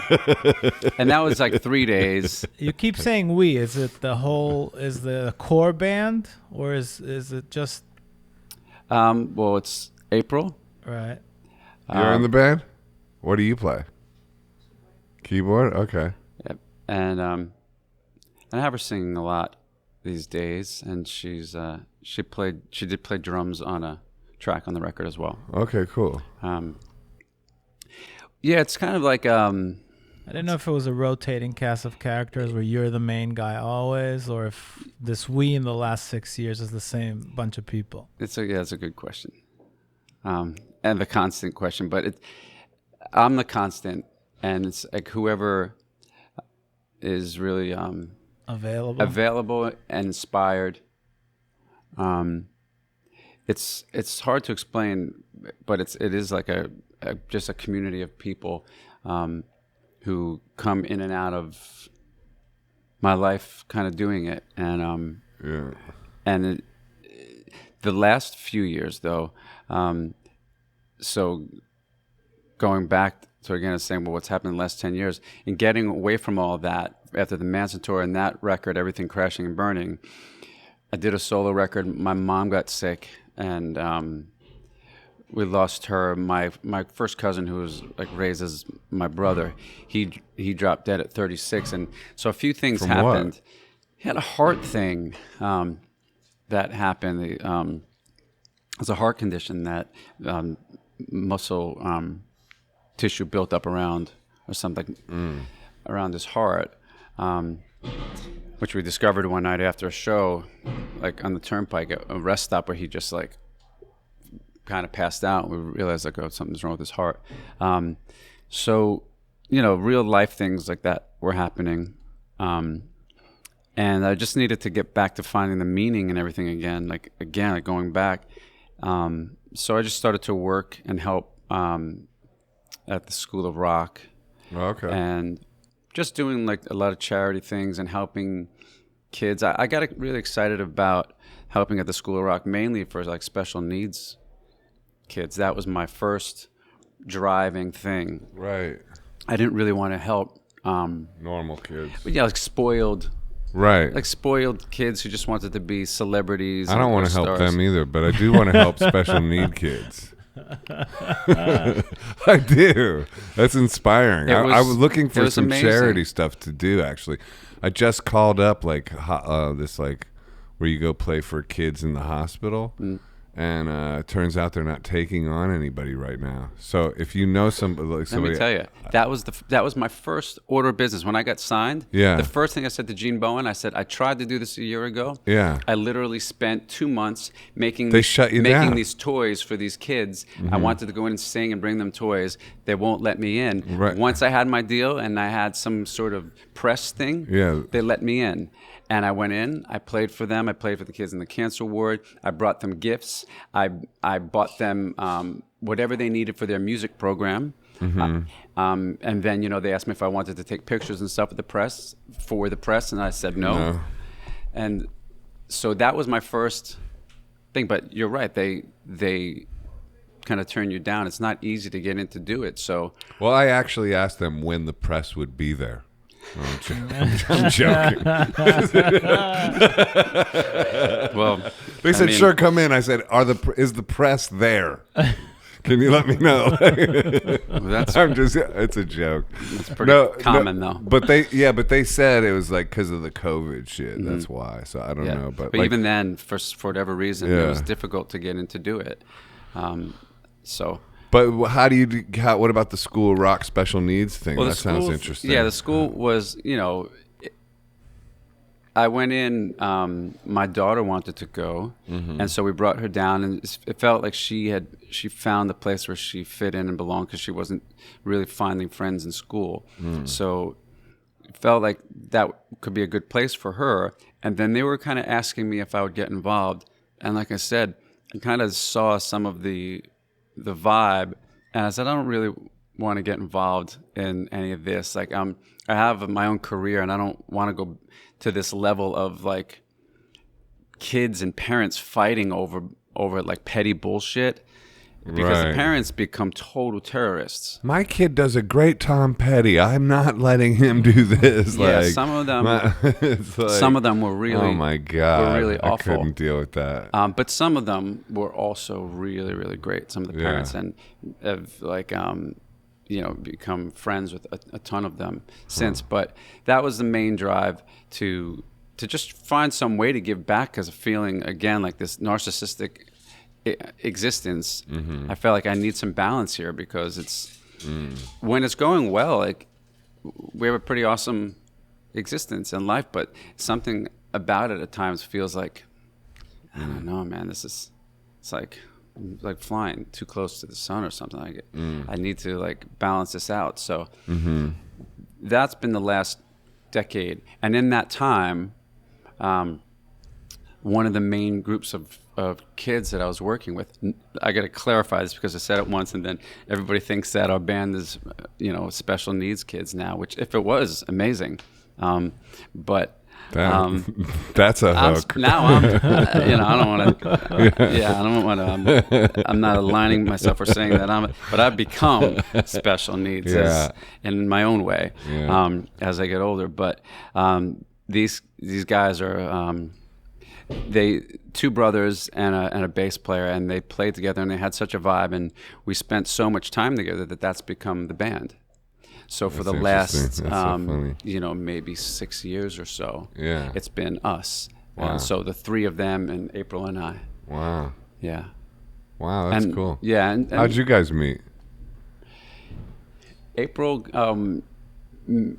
was working for my friend. My friend was in a band called Live. Oh, we know Live. Ed? Ed's brother. Ed's brother. Yeah, he played guitar for them on tour. Yeah. Adam. Yeah. Yep. So Adam and I became good friends and still are. I put Adam on a bunch of dates with us. So April was working for Adam. Oh, okay. And Adam can only do a few of the dates because he was going to get back on the road live, and we were going to continue through the rest of the country. So April jumped on tour with us and hasn't left since, and that was in 2003. 2003? Damn. Wow. It's amazing. Yeah. That's longevity at this point. That's 18 years or something like that. Yeah. So, yeah. The longest full-time running member of the band. Wow. Aside from me. Yeah. But, like I said, we really do have this extended family. I view James as part of the band. I have, buddies through all the years that I still view them as part of what we do. Because they can come in at any point and be a part of it and contribute, and that's a good way to look at it. So, but it's the flow has been basically just friends of mine and people that I'm close with that believe in what I'm doing and feel like they could contribute and kind of follow my lead with it. But it's not like a weird dictatorship or anything like that. We have a blast doing it. It's all very, very open, and like we literally just let James come in. He played. I wanted him to play trumpet. That's what I was thinking, but he brought a violin. He's like, I want to play some violin too, and I wanted him to sing, and he did sing. But that's how open it was. Like I had to have Rick tell me, turn his voice down. I said, no, we gotta put it loud. Like he's a legend. Like people need to know this. And Rick said, turn his voice down. I want to hear, this is you. This is your record. You sing. He's backing vocal. Like, turn it down. So that's kind of how I am. I'm really pretty open. Kind of a hippie almost. Yeah, I really am. So without the pot. Without the weed, no weed. Not for me. Yeah, me neither right now. CBD's enough. All right, So what's this? So the new album's what was it coming out on a label or independently, or is it out? Is it already out? It's going to come out May 15th, which is the 20th anniversary of the first record that we ever put out. Right. Okay. Cool. So it's coming out soon as hell. Mm-hmm. Yep. And then are you guys touring or doing anything? We like that? We are going to. The thing is like because of. I've never been really great with like hyping things up. Right. I'm not interested in that. I just wanted to do great work, and I wanted people to be able to discover it and fall in love with it without being smacked in the head with it. So we've been pretty lax about any sort of promotion or anything like that for years. We've just been. This is the promo tour right now, the podcast. Yeah, but also maybe it's time to look at marketing as another kind of art. That's exactly like that's the Andy Warhol thing. That's exactly what we're moving on to. And because it's like we came from a time, man. We did, me and you, like where it was like not cool, like. It was cool to act like you don't care and this, that, and the other, and like it was like we were taught in a way, and don't market yourself and don't try or that, and just concentrate on being pure or whatever. But like now, this newer generation, they're just like it's all about That Andy Warhol though was like there's an art in making money. There's an art in that too. There's an art in marketing yourself and stuff, and there's like. Kind of like getting a clever way of doing that. So you're thinking along those lines? Yeah. Yep. Yeah, 1,000%. And that's what we've had long talks about it. And what inspired that? I've said that. Well, I've always believed that equally as much. Yeah. But for whatever reason, and we've had talks about it with the band, and I said I feel like I destructively ignore that. I know that that's equally as important as making it. Well, if making the music. And if you don't try in that realm, then you can kind of almost go like, well, I didn't really try, so I didn't really fail. It's like it's almost like more vulnerable to actually try. Yep. Yeah, and I've kind of through my time with the kids at the school taught them as well. because of everybody. You know, you had the people who were like trying to fly through the guitar and all the crazy drum fills and all this stuff. And I continued to teach them that it wasn't, in my opinion, it wasn't necessarily about playing the most notes or the fastest notes or even being great. You know, it was like, we're going to try and do everything we can to get you singing like a badass. But at the end of it, it still comes down to, you need to figure out how to connect with people and cultivate it and market it. And if you don't do that, you know, I know some of the greatest musicians through the years who just couldn't really make it work. And I still attribute anything that I've gotten to when I have that part of my brain open to the idea that I need to now go sell this and find the angle on how I'm going to sell it, connect with people. When I ignore it, things kind of just fizzle out. So it's been there, but I've wanted to make sure that I like really love all the music that we're about to go out and talk about, and that it wasn't like, okay, well, now I'm excited to market something, so you know what I mean? I wanted both of those things to come together, so I can feel good about it. I feel good about running around the world and talking about the record that we made. So that's cool. Where do people find you? Like, so what's your social medias and all that? Well, I guess. Like, do you have Instagram and Facebook? I do have. Our site mainly is ours.net. Ours.net. That's the main thing to go to. Yeah. What are some of the other things? You got an Instagram for yourself. Yeah. What is that? Is that official? Jimmy Gnecco, yeah, I think official. I had to do. So you've been off it. So are you afraid like your audience is, you know, like forgotten about you or can't keep in touch with you this day and age? I don't think so. I think Jimmy Gnecco with a G, obviously Gnecco official. Yeah, I had to. I forget. Couldn't remember if we did like music or official, but Gnecco.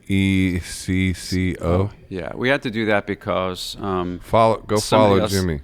Somebody else took my name and wouldn't give it back to me because of Lana Del Rey.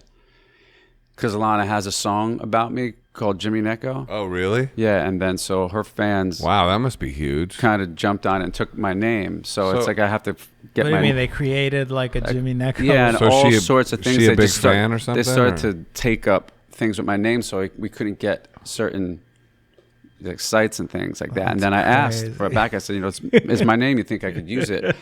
And the person was like, no shot. I'm like, okay. That's crazy. So wait, why'd she write a song with your name? She knows your music or knows you personally? Yeah, I think going back through some years here in the city of maybe coming to some shows or somebody had turned her on to me. David Kahn may have done that. Yeah. Turned her on to the stuff and then... Did you ever talk to her about that or? Yeah. I ended up... I mean, is there a phone call before, dude, I'm going to name my song Jimmy Gnecco? Is that cool with you? Or she, you know, I didn't know about it until she had already really blown up. Wow. Right. Because she was blowing up and like I saw her on Saturday Night Live and all that. And then, which I thought she was great. I thought she was just nervous and uncomfortable, but I still thought she was great. And somebody... My buddy reached out to me. Those first 2 songs that blew up on her are so good. Was it like Video Games? And Blue Jeans. Those 2 are just like, man, those are some great tunes. Yeah, and I love Ride. I don't know that much about it, but so she was a big fan, and you guys ended up going on the road and stuff. Yeah, she took me on the road. What was that like? To open up. Nice. It was amazing. It made up for all the years of just people booing and stuff because now it was like big, sold out, like arenas or Red Rocks, things like that. It was just me alone. An album out around that or anything? Or? No, that's what I'm talking about. Like I'm so lax about like because like then you should have been like nothing on the merch table. I should have immediately come home and just put it together. Yeah, put that out. Why didn't you? I was thinking about those who were involved with me with the band. I didn't want to abandon Well, there's Like- part of you that has a self-destructive or just a self-sabotage. There's a saboteur there. Yeah. Because that right there reveals it, and I'm not trying to psychoanalyze you or but judge you. But I've said it over and over to the band. And like, all due respect, like, I mean, I got respect for you, so it's nothing to do with that. But it's like, yeah, that right there is like, you got Lana Del Rey, she's got a song.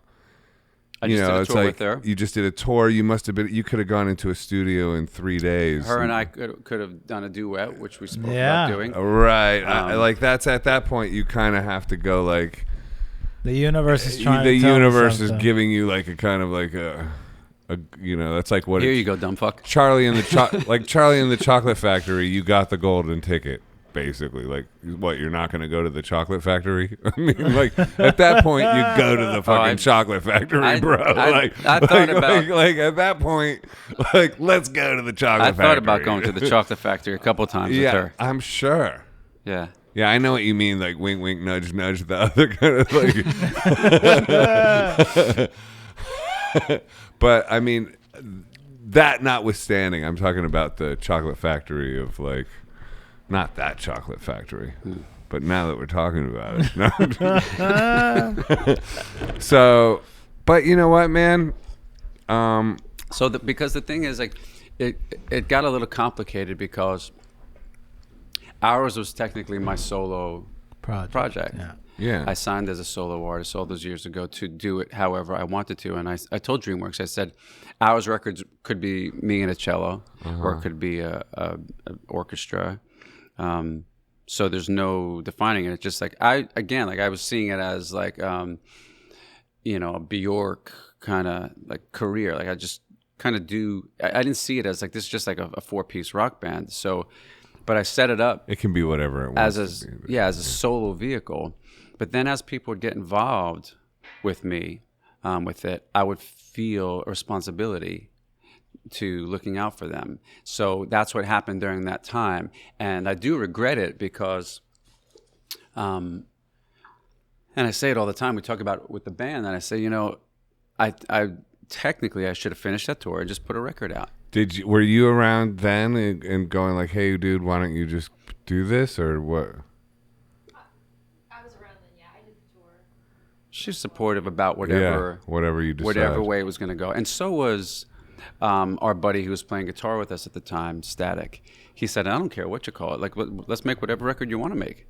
And you want to put it out in your Right, name? like anybody in your atmosphere at that point. I mean, regardless, even if you did call it ours, like, but just put something out right then around that with her in it, Yeah.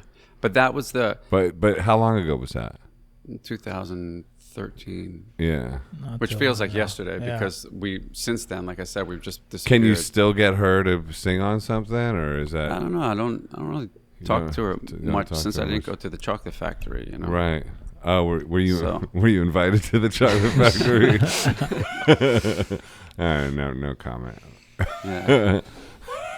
I still have the ticket. I just You just didn't. Not to go Never longer, but this new album that's called Ours was supposed to be called something else for 6 years and was like a third album in a trilogy, and you just like gave up on, like, how do you, for your fans who are waiting for that, is it still the same thing, just different name? It evolved into something because more time and events happened going through the whole what went on with those 4 years with with the country and just the election and who was president, and you like him, you hate him, all that thing happened. And then the last year, so without writing specifically about any of it, it just all made its way into the thing that became like, this is the record I've been trying to make my entire life. It's no longer just about one part of the story. It seems like it's become like, this is the record I've been trying to make the whole time. So, and it's even like, that's why I finally even got back to the point of feeling good about putting my face on the cover for an Hours record, because I've never felt good about doing that while I have a group of people working with me and part of the gang feeling like taking that lead. So I've always felt guilty about being up front as much as I'm the guy that has done most of it. I've just felt weird about it. But finally, I think a step in the right direction to get around the psychoanalyzing it as you were. I think I've taken a step into accepting it and feeling good about it. Yeah, and lean into it. And leaning into it. So yeah, well, that's good, man. I'm proud. I mean, I'm happy for you. Proud sounds weird. Like, I'm happy for you. You know, like, yeah, because we're all just always overcoming our limitations and our own self. You know, and believe me, I got a whole laundry list of that bullshit too. You know, and it's like, and just so it's like nice when you can kind of like do things to overcome that stuff. Do you have like an active practice, or do you follow like any kind of like religion or meditation or anything, or like you're into yoga too, right? Like, or yeah, do you do stuff to help you get, you know, to overcome these type of things? I run a lot. Yeah, I run a lot, and From what? From what? I'm joking. That's valid though. That's basically it. I'm really running. I feel like I'm running to something my whole life more than running from it. But years ago, I was out running around where the studio is, and you know, I go out. I look pretty odd when I'm running because I'll just go running in jeans and maybe like tank top, and I'm going way back when, holding a bag of cash, covered in tattoos or something, like a beanie on, sunglasses or something. And the cops stopped me, like, "What are you running from?" And I was like, "No time for this, life." right? But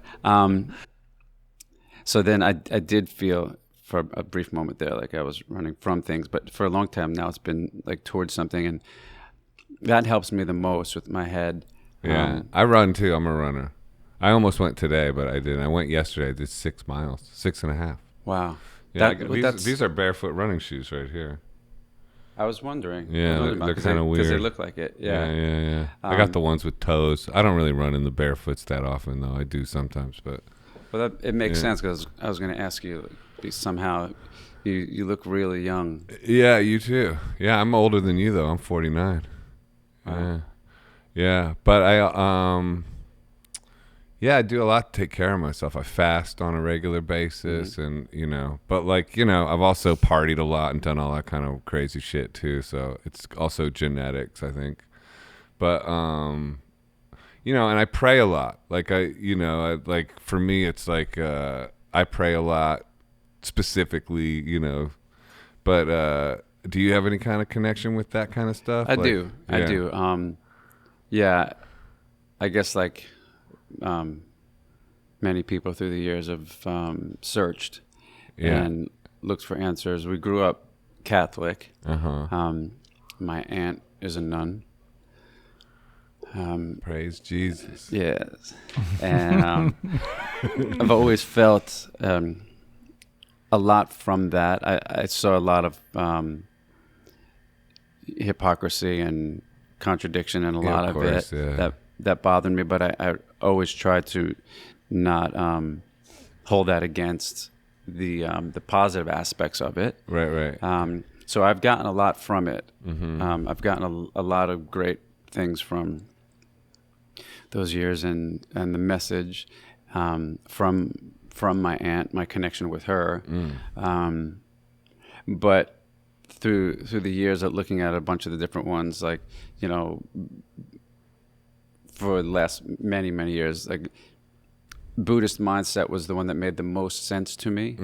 Going back now to around like 94 or so, when I really stopped putting anything, you know, I don't want to give the wrong impression. I'm open to talk about anything, but I'm not wasn't like a big drug user or anything. I've done my share of things, but in like 94 or so, I just stopped doing anything that I thought was harmful, and that was a step backwards in my growth as, you know, spiritually and mentally and physically, being at the peak level of human physical peak performance, because being like obsessed with Bruce Lee and many people like that. And growing up being a BMX racer, I was always about just like Olympic style, insane discipline and pushing the human body. Yeah. That's part of like my singing, of like that physical thing. Yeah, it is physical. Your singing is that and way so too. I looked at singing as an Olympic event. So I had to get into really good shape to do it. Yeah. So around then, like, that's when things started to really lean more towards the Buddhist mindset for me, and then began like yoga and meditations and all different kinds of, going on shamanic journeys, like all different kinds of things, right? Just to continue to grow and open up. So through the years now, I've just taken a bit from anything that I view as positive, as a positive way of looking at something that's moving me towards, hopefully, more understanding of myself and how to get along with others. So whether it's from, Buddhism or Judaism or wherever it's from, I try to learn something from it. But I don't practice any specific one, but I do think that I do my best on a daily basis to live by strong moral code and certain values of hard work and discipline and doing your best to be good to yourself and other people and trying your best not to hurt anybody along the way, and anything that I need to do for myself. I really do my best in that. And I think in my life, if I can look back on it, I feel like I've done a good job of that, as being a friend to people and the world. I think through the years it got complicated with women, because it does in relationships like that. And, unfortunately, you hurt people along the way simply by just maybe not being what they want you to be. Right. It's not like you do anything, and I guess everybody has to come to terms with that and come around to realizing that. But I just try to live by that. So whatever that would be, definite, not a part of any sort of recovery program or that, but I do have daily affirmations and prayers that I say to myself, and things that, on a daily basis, from the time that I wake up to the time that I go to sleep, about the way that I try to live my day. Right. So you concentrate on your state of mind when you first wake up, and sort of point yourself in the right direction in a sort of a conscious way. Yeah, and try to get really grounded early on, so that I could be not only good for myself but good for others. Yeah. So I just feel like I also learned that as a parent at a young age, to that I had to stay in balance, because if I gave up too much of myself, in a way, like I wanted to show my children, yes, that I'm here for you and I love you and I will go to the edge of the earth for you, but I also am my own person, and I have to continue to take care of myself. Or else what are you going to be, a shell? Yeah, and my ambitions and hopes and stuff. And your dreams. Yeah. So that shows them how to keep their dreams alive too. Yeah. So, that's... And then also, if you sacrifice your whole world and all your dreams for your kids, then you kind of become a codependent on your kids. Completely. And then they're gone when they move on to their friends, and you're kind of sitting there like... What the fuck just happened? Yeah, and you start drinking a lot or something. Hey, what about me? Come on, guys. Come play with Dad again. So I definitely emotionally suffered and went through some stuff as they got older, in the sense of missing my connection with them in that way. Yeah. But it's come around now to it's a new thing. But when it's a pretty magical thing when these little creatures just like have faith in you, and they love you, and they trust you, and you're responsible for them. It's really magical. Yeah. Up until they don't care about you.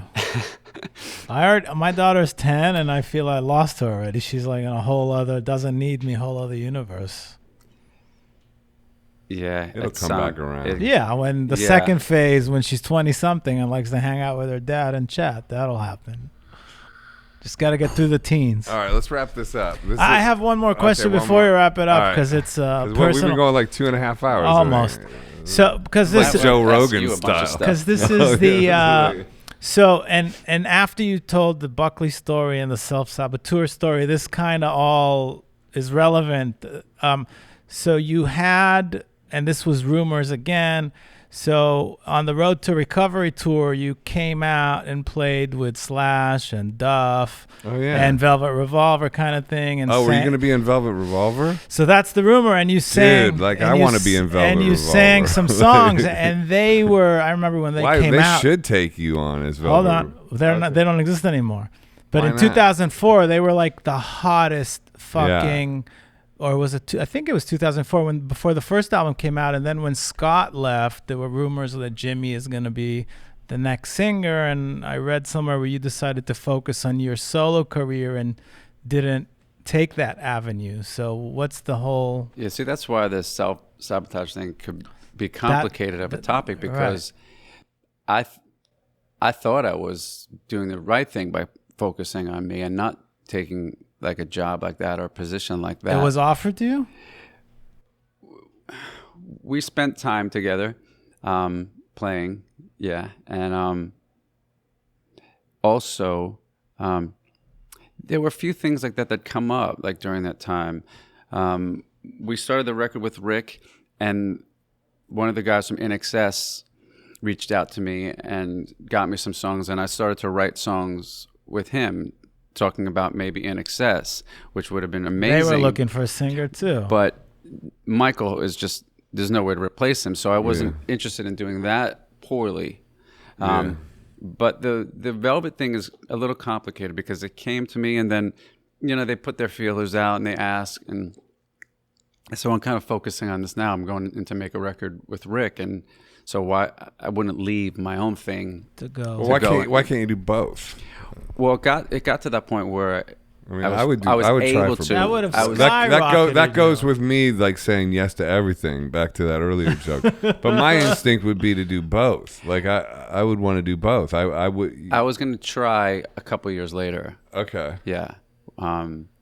Axel beat you to it. It came back around. It did come back around? It came back around, and we were talking about it, and I had written some songs and went out to meet with them. And Slash had started to do really well with his solo stuff again. Slash a Snake Pit or whatever? After that, with the stuff Miles Kennedy, right. Okay. Yeah. So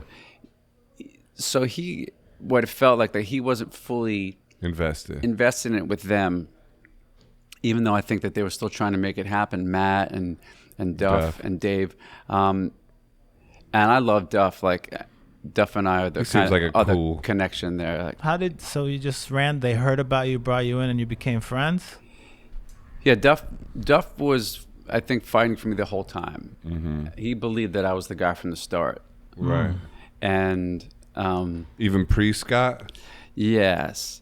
And that's amazing. And the story goes, because it was really bizarre, because my friend called me, friend going way back, he went on to like work for VH1 and stuff. He said, "You're not going to believe this." He's like, "I can't even fucking believe it." It's freaking out.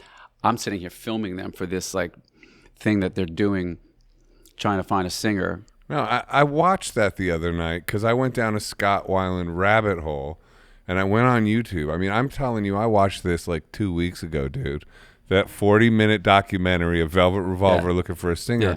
And I'm sitting there watching that going like, man, were they just getting a bunch of like, and no offense to anybody that auditioned, but it was rough.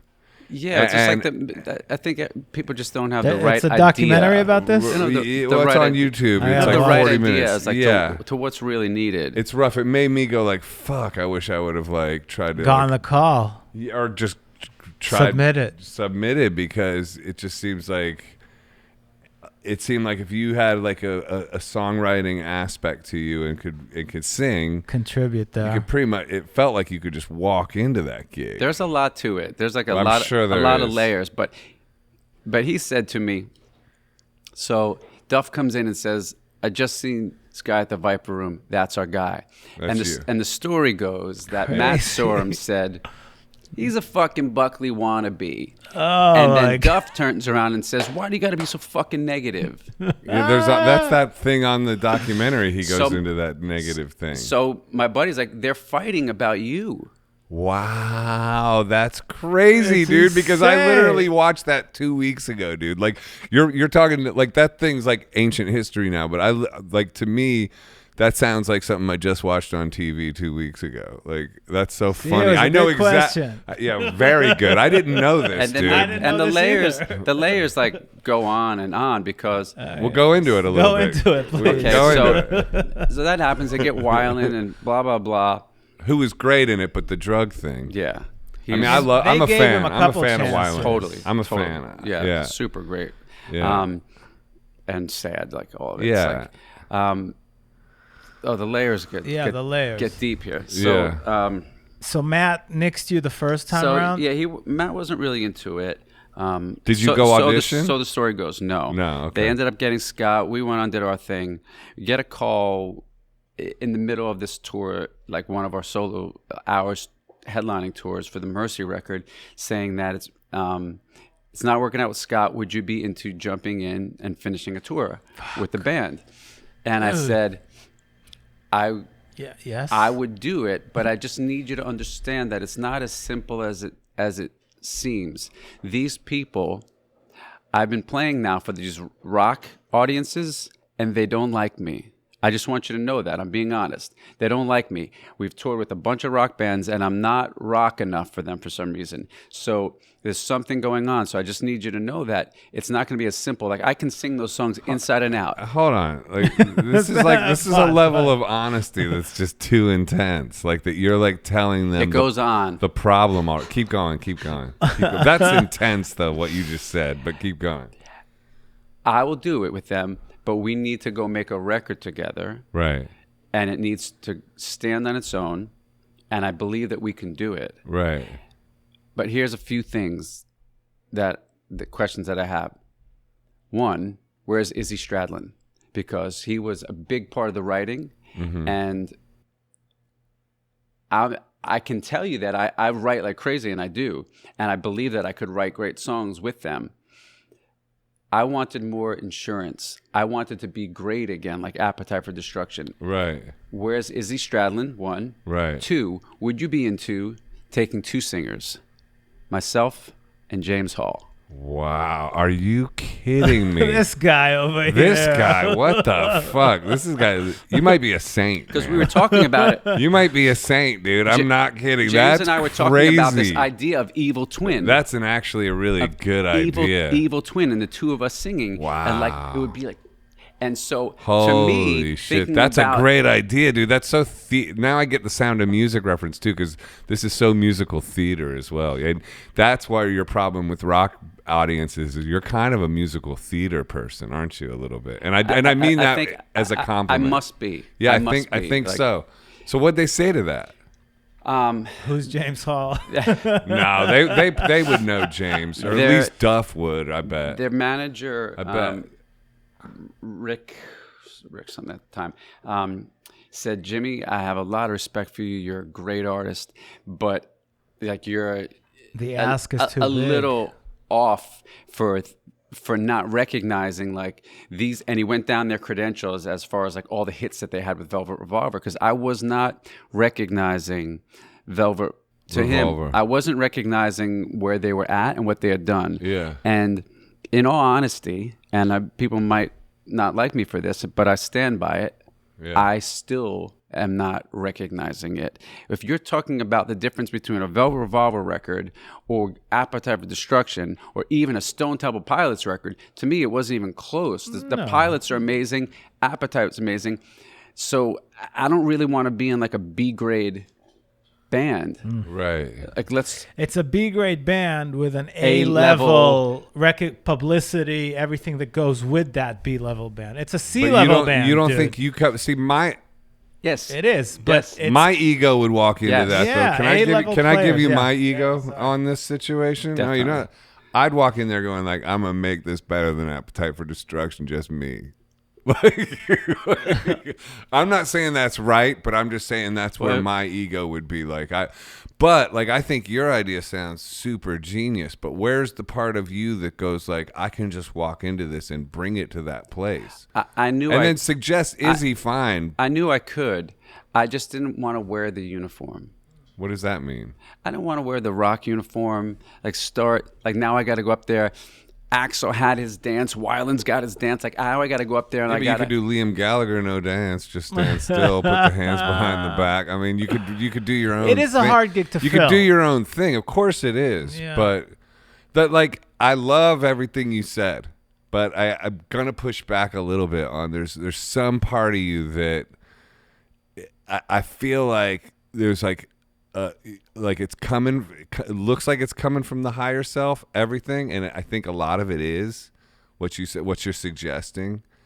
But I also think there's some fear in there too, that prevented you from just going for it on your own with your own talent, because you have an incredible talent, and you walking into that, and their manager had a really good point with the whole thing you're not recognizing. And okay.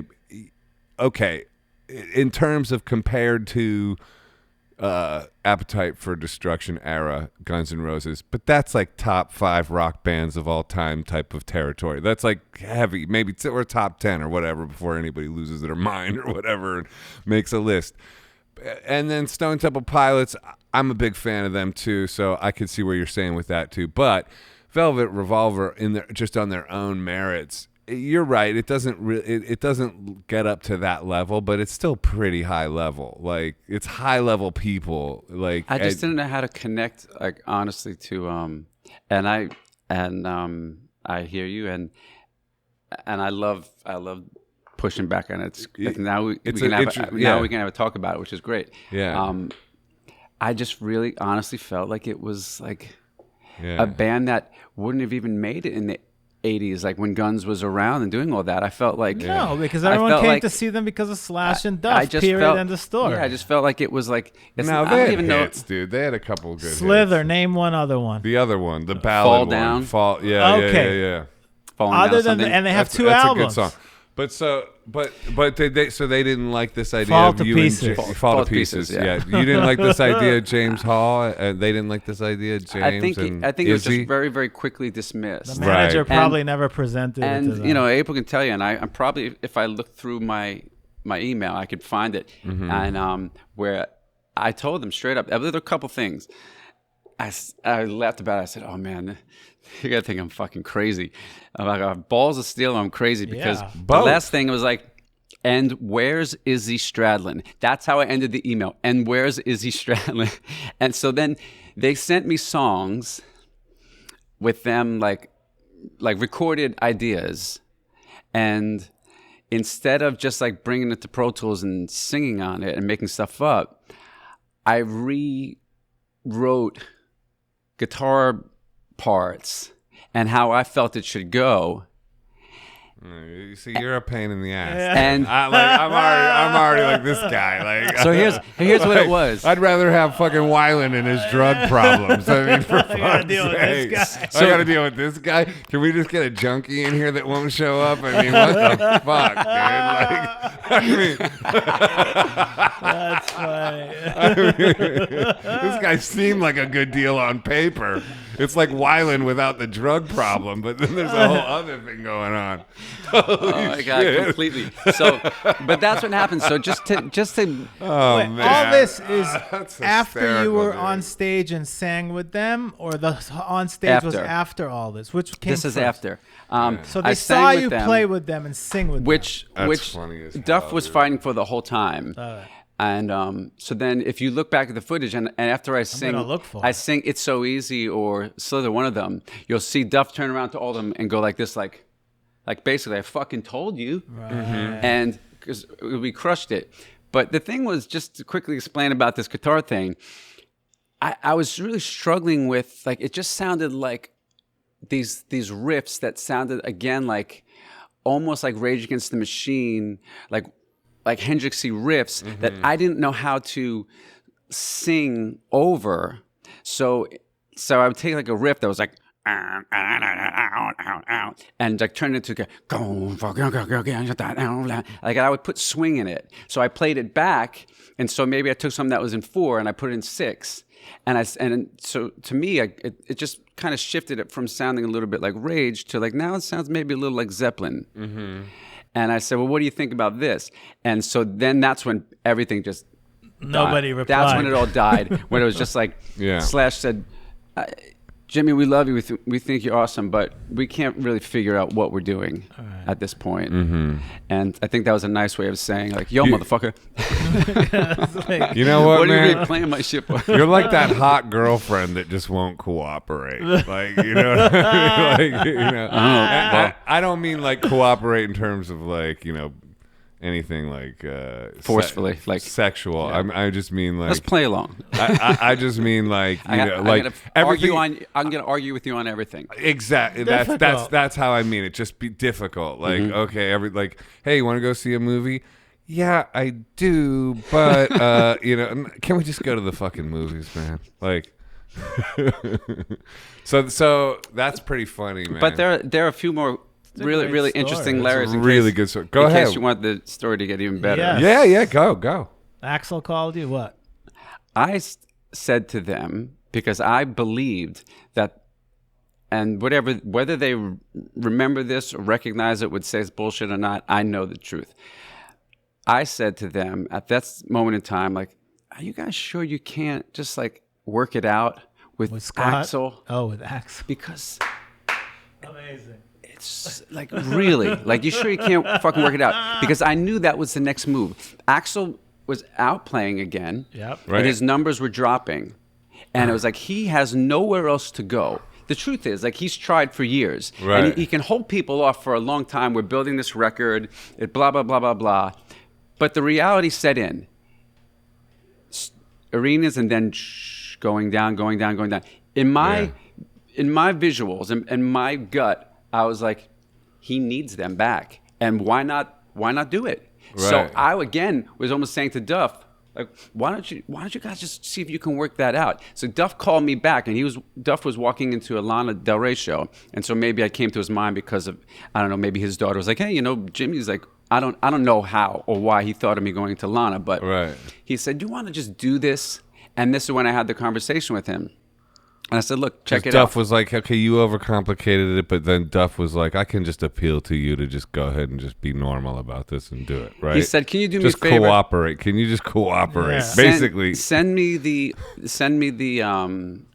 audio recording of you. Like one morning I went to the school and I played November Rain on the piano and I sang it and I sent it to Duff and I said, this is where you guys should be at. Right.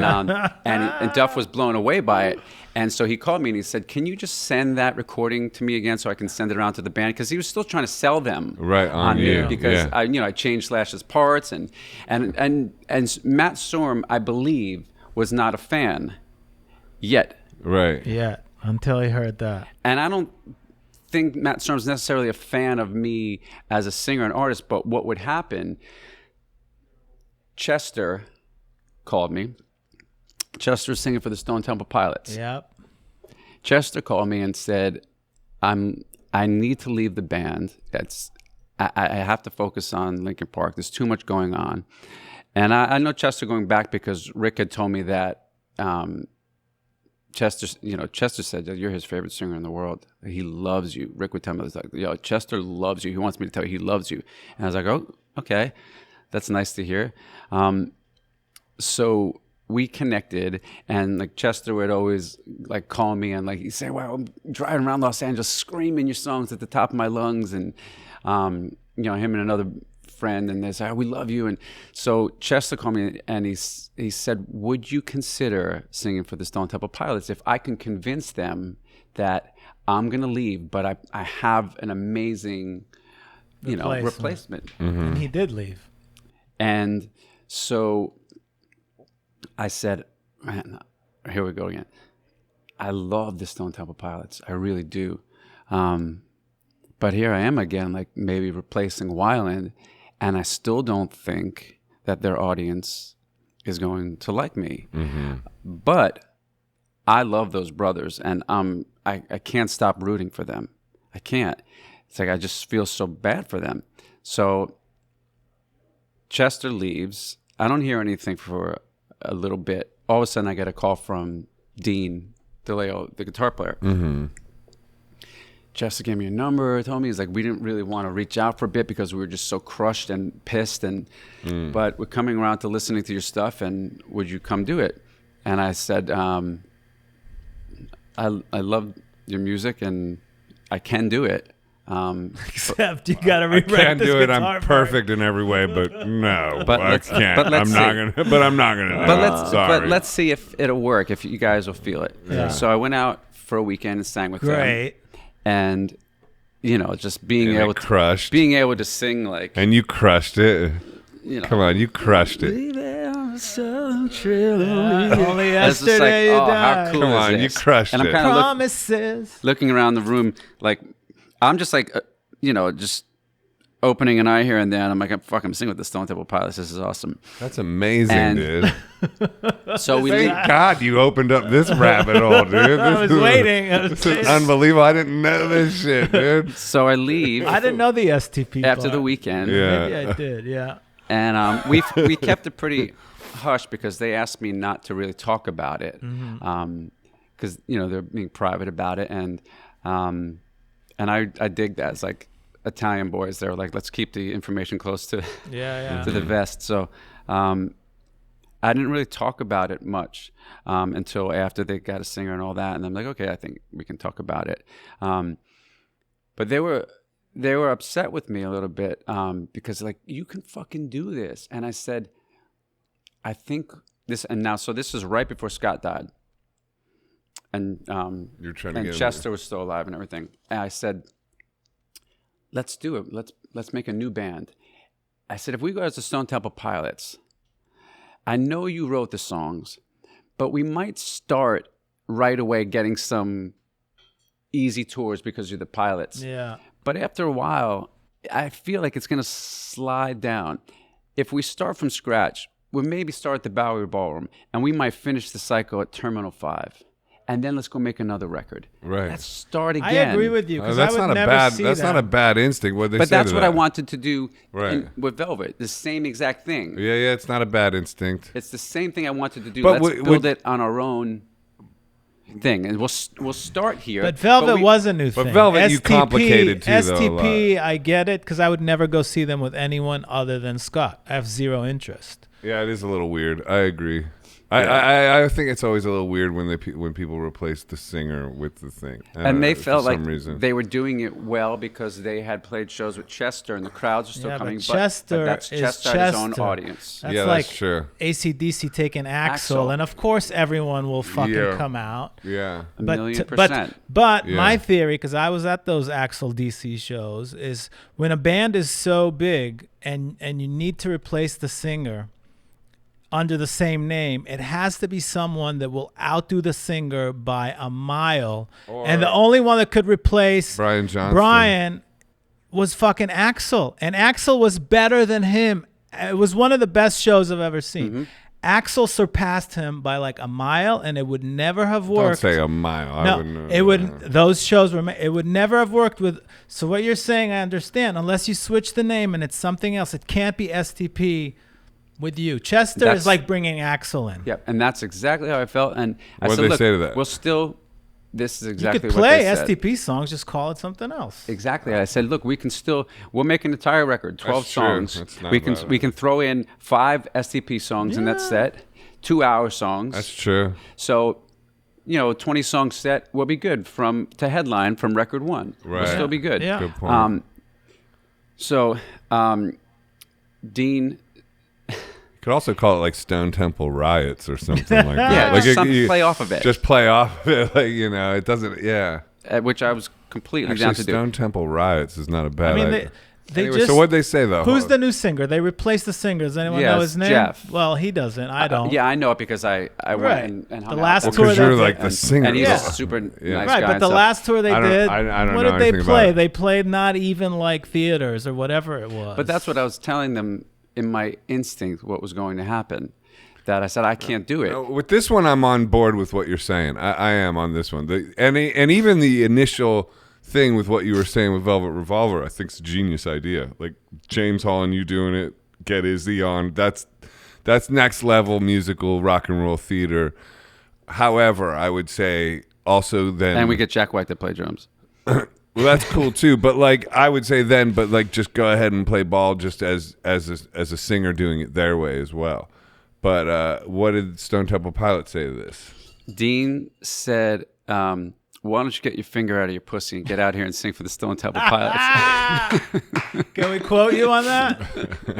I think we just did. That's very funny. And I fell over laughing. And he said, you see that, man? You're laughing. You're a Jersey boy. Come on, get the fuck out here and do this. And just do it. And then what happened? You didn't I said, do it? I can't do it if we're going to call it the Stone Temple Pilots. But otherwise, I'm down to write a new record with you guys and go out and do it. And he said, look, we just went through a whole lawsuit to get this name. And Scott was still alive, like I said. We paid a lot of money to get this name. Right. We have to use it. And I said, I fully understand your position. I respect it. I'm bummed because I want to play with you guys. But I can't like that. And so then, they found another singer. And then Chester, unfortunately took his life.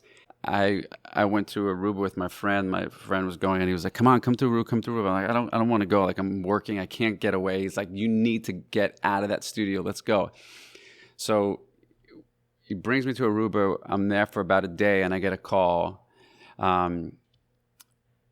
want you to come to California to sing at Chester's memorial. Who said that?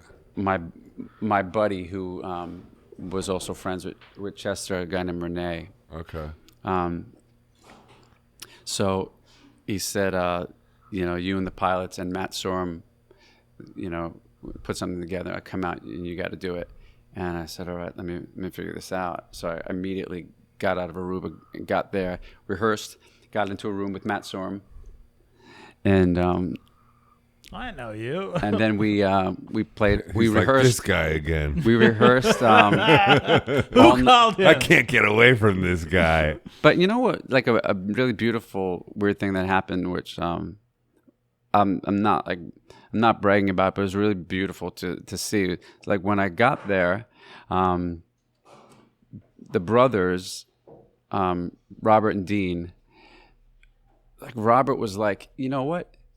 That was our fault. That was our fault for expecting you to be anything else but you're fucking Jimmy Gnecco, man. And like Robert was like saying that to me. He's like, you're fucking Jimmy Gnecco. Right. That's who you're supposed to be. Right. Because all of a sudden, I guess he heard some other stuff, some music, and it became clear to I them. I see where you're like, going. Yeah.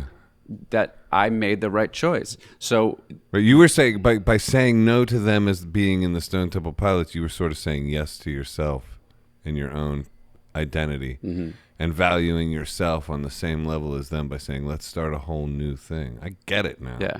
So Just got it. then we played Amazing Grace all night, like the most beautiful version, and just rehearsed it over and over to get it, nice. And it became clear to everyone in the room that we can play music together, and we would certainly do completely our own thing. And so we played the next day at the memorial, and we walked off stage, and we were all kind of like crying, and the brothers kind of pulled me in, and they were like wiping tears and said, like, I think that's the fucking best show we've ever played in our lives, man. Like everybody was emotional about it. Yeah. And so I was kind of feeling like we can do that every night, like that's kind of what we do in ours. Like we tap into that emotional nerve. Like, so that's what I was trying to say. Like did you like the way that felt?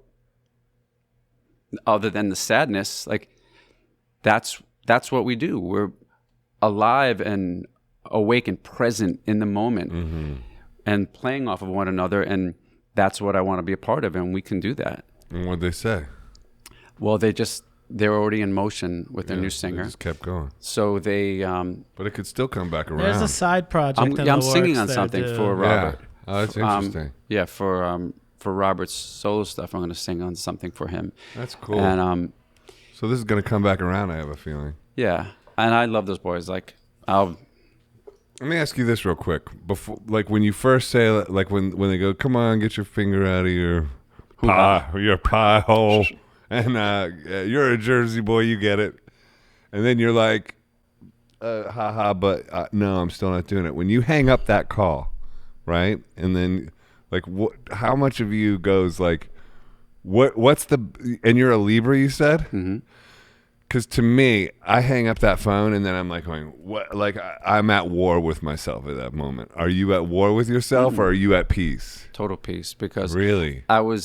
This happened during the few days that we started, like we were in the recording studio, recording drums. So I was currently dealing with something else because I had Lenny Kravitz's drummer, it's got Franklin, in the studio with us trying to record some drums, and I was trying to get him focused.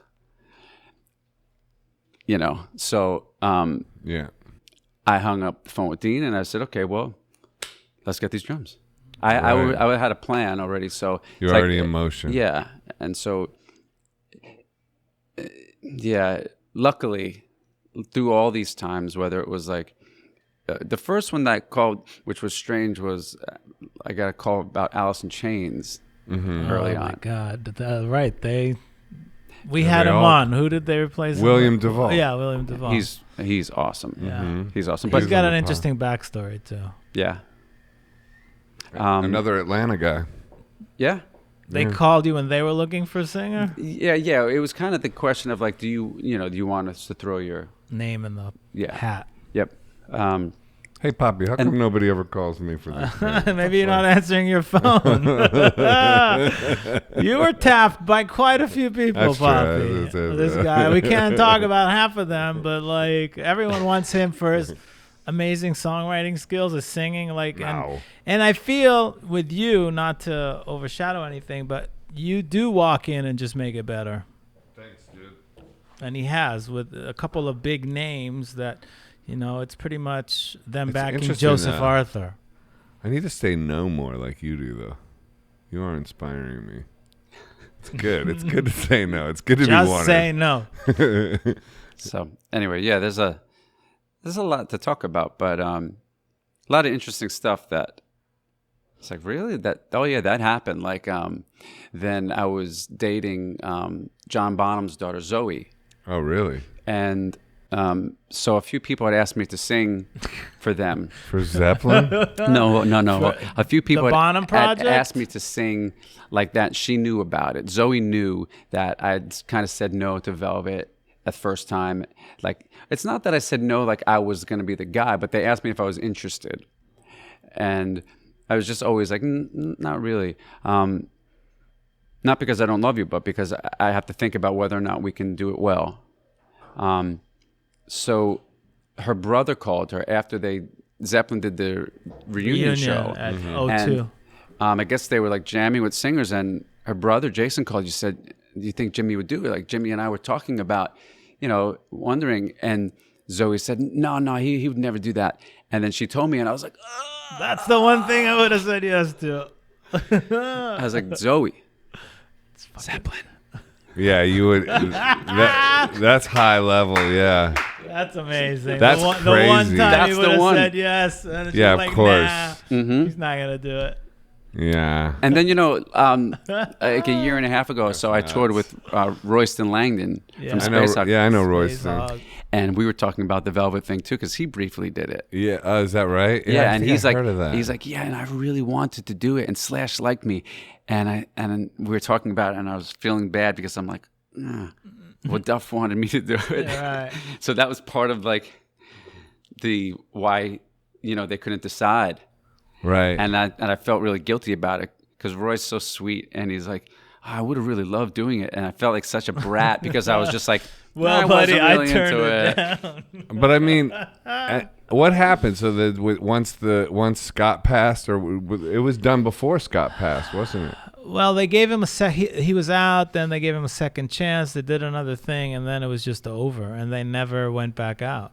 And then Guns happened. So Right now, Guns is back. All right. And Slash was doing Miles Kennedy for a very long time. So when's the next gig? When's your next gig? You got any gigs booked in New York or anything like that? No shows. Yeah, are you playing Monday? I'm playing Monday at City Winery. Yeah, it's my third one.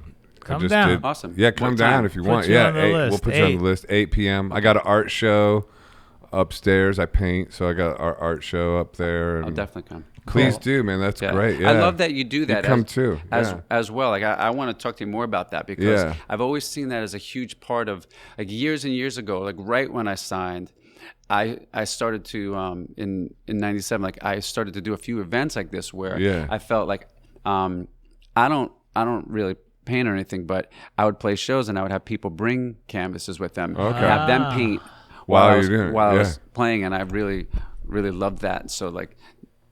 How you do it with the loops and everything, do and it like live, that's yeah. pretty awesome. And I got my foot drum set, which is like a whole new level. Yeah, that's what I was thinking before Yeah. you brought it up because that's got to add a whole other. It adds a lot layer to it. It's interesting. You'll see it. It's amazing because, I have like the stomp board, and then I have the loop thing, and then but like the stomp board is like, kind of more of a live feeling. But this foot drum setup is like kick, snare, hat. It's like and a crash.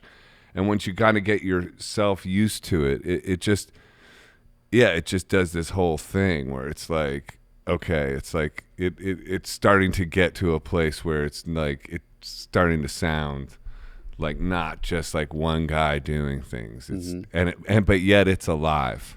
So it's not like the looping thing where that can be kind of a little sort of muted in a way too, because well, for one, it's so played out that so many people do that now is one thing, but it's just interesting. And so you just keep playing to it live, or do you also loop? I don't loop that yet. I mean, I haven't figured that out, but I have like on the first show I ever did was at City Winery. I still have my looping thing, and I have like a Nord drum as well. So I was looped that sometime, and then I played my new live drums to that. So then it became that's cool. Like I did that a couple times, but I didn't know I was going to do that. It was like he doesn't discovering. have enough going but on what already. the thing is it's like what's interesting is with music and with art and just being an artist is like the more you kind of like keep your enthusiasm alive and keep your spirit alive. Like this stuff can keep rejuvenating, and you can, and like even though like say okay we're like in our I mean even though we look dashing, we're like approaching our like 50th year, but you could still be very sort of like full of energy, and this thing can just keep rebuilding. Ageless. Dude, ageless. it's like when you're in that zone, in that space, it's just ageless. yeah, It's Jedi it's shit. like so we can get into that Jedi shit. I'm rooting for both of us to just remain Jedis. The other thing too is like I think it was Napoleon Hill in Think and Grow Rich, or one of those old school self-help books like from the 30s, and they talk about what's the prime of a man's life, or a human's life, but like back then in the 30s they would just say a man's life or whatever, you get it. But like and Always getting and the shaft. the prime is 40 to 60. That's like what they said back in the 30s.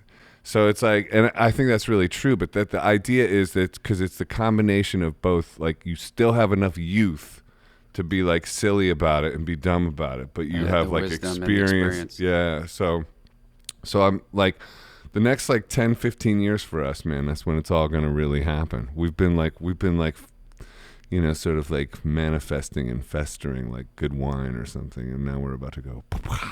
I truly feel that way, and and believe that it's not like trying to be optimistic or anything, right? But I truly feel that, and I just hope, because of what I do is so physically taxing, that I can keep up with it. But if I can, I couldn't be any more happy about where we are and what we're doing right now, because it is about that space and something about that all coming together, because it wouldn't have been possible. It wouldn't have been possible 20 something years ago, right?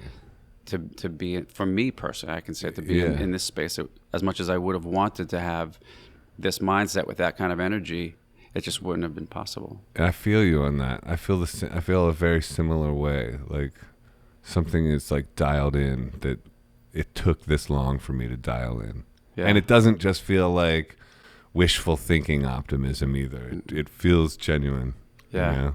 And I feel almost, whether this is an appropriate thing to say or not, and I feel even silly about it that it's even taking like this long in life, but even like in a like a romantic or sexual way in life. Yeah.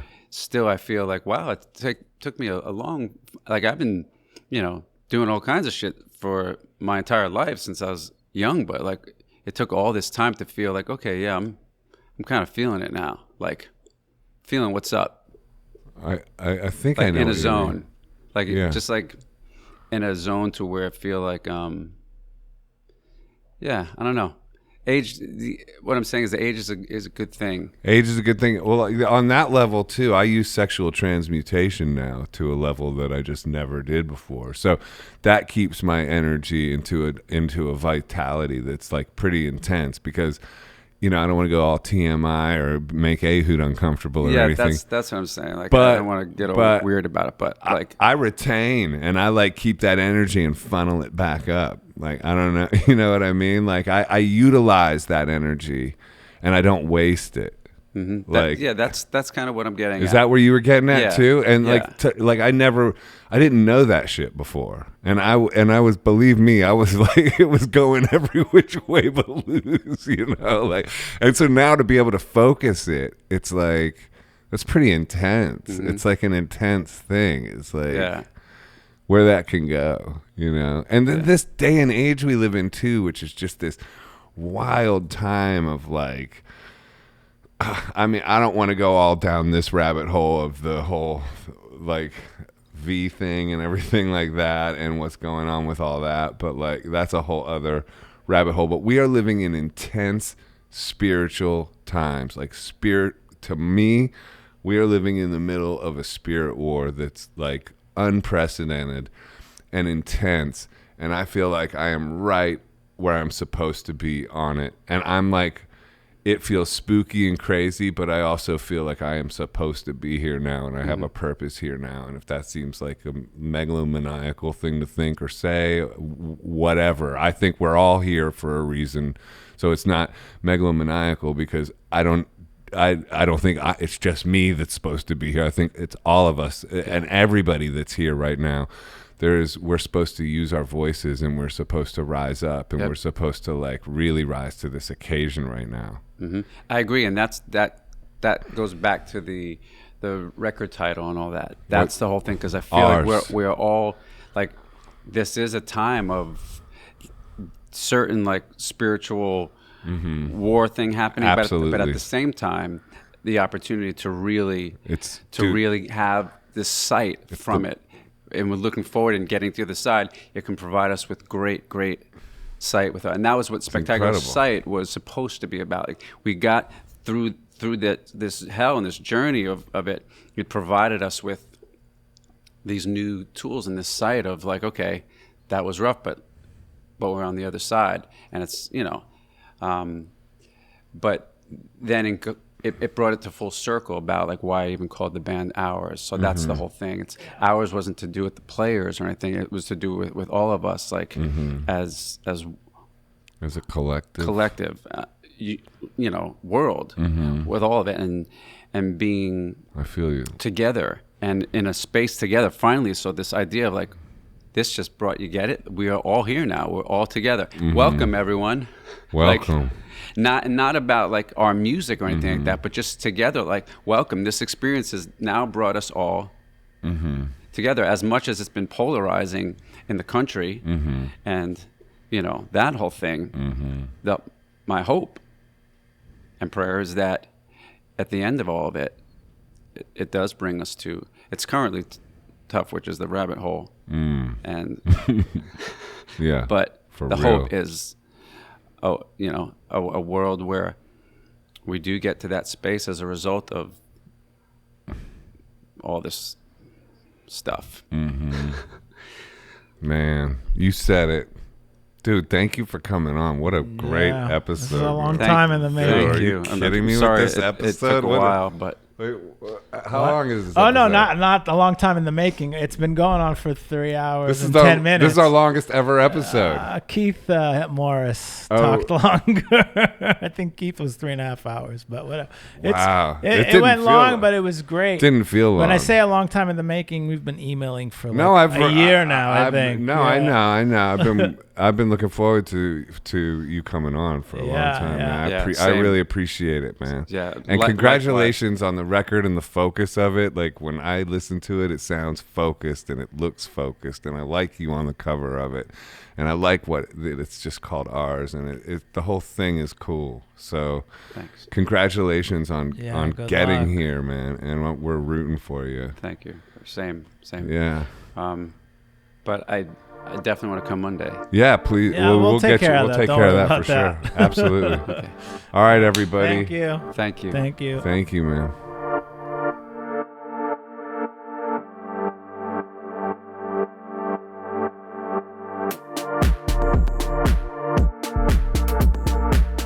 Hi, this is Joseph Arthur. Thanks for checking out Come to Where I'm From. Please support us on Patreon, patreon.com/come to where I'm from. We are an independent podcast, and any contributions you can make are greatly appreciated.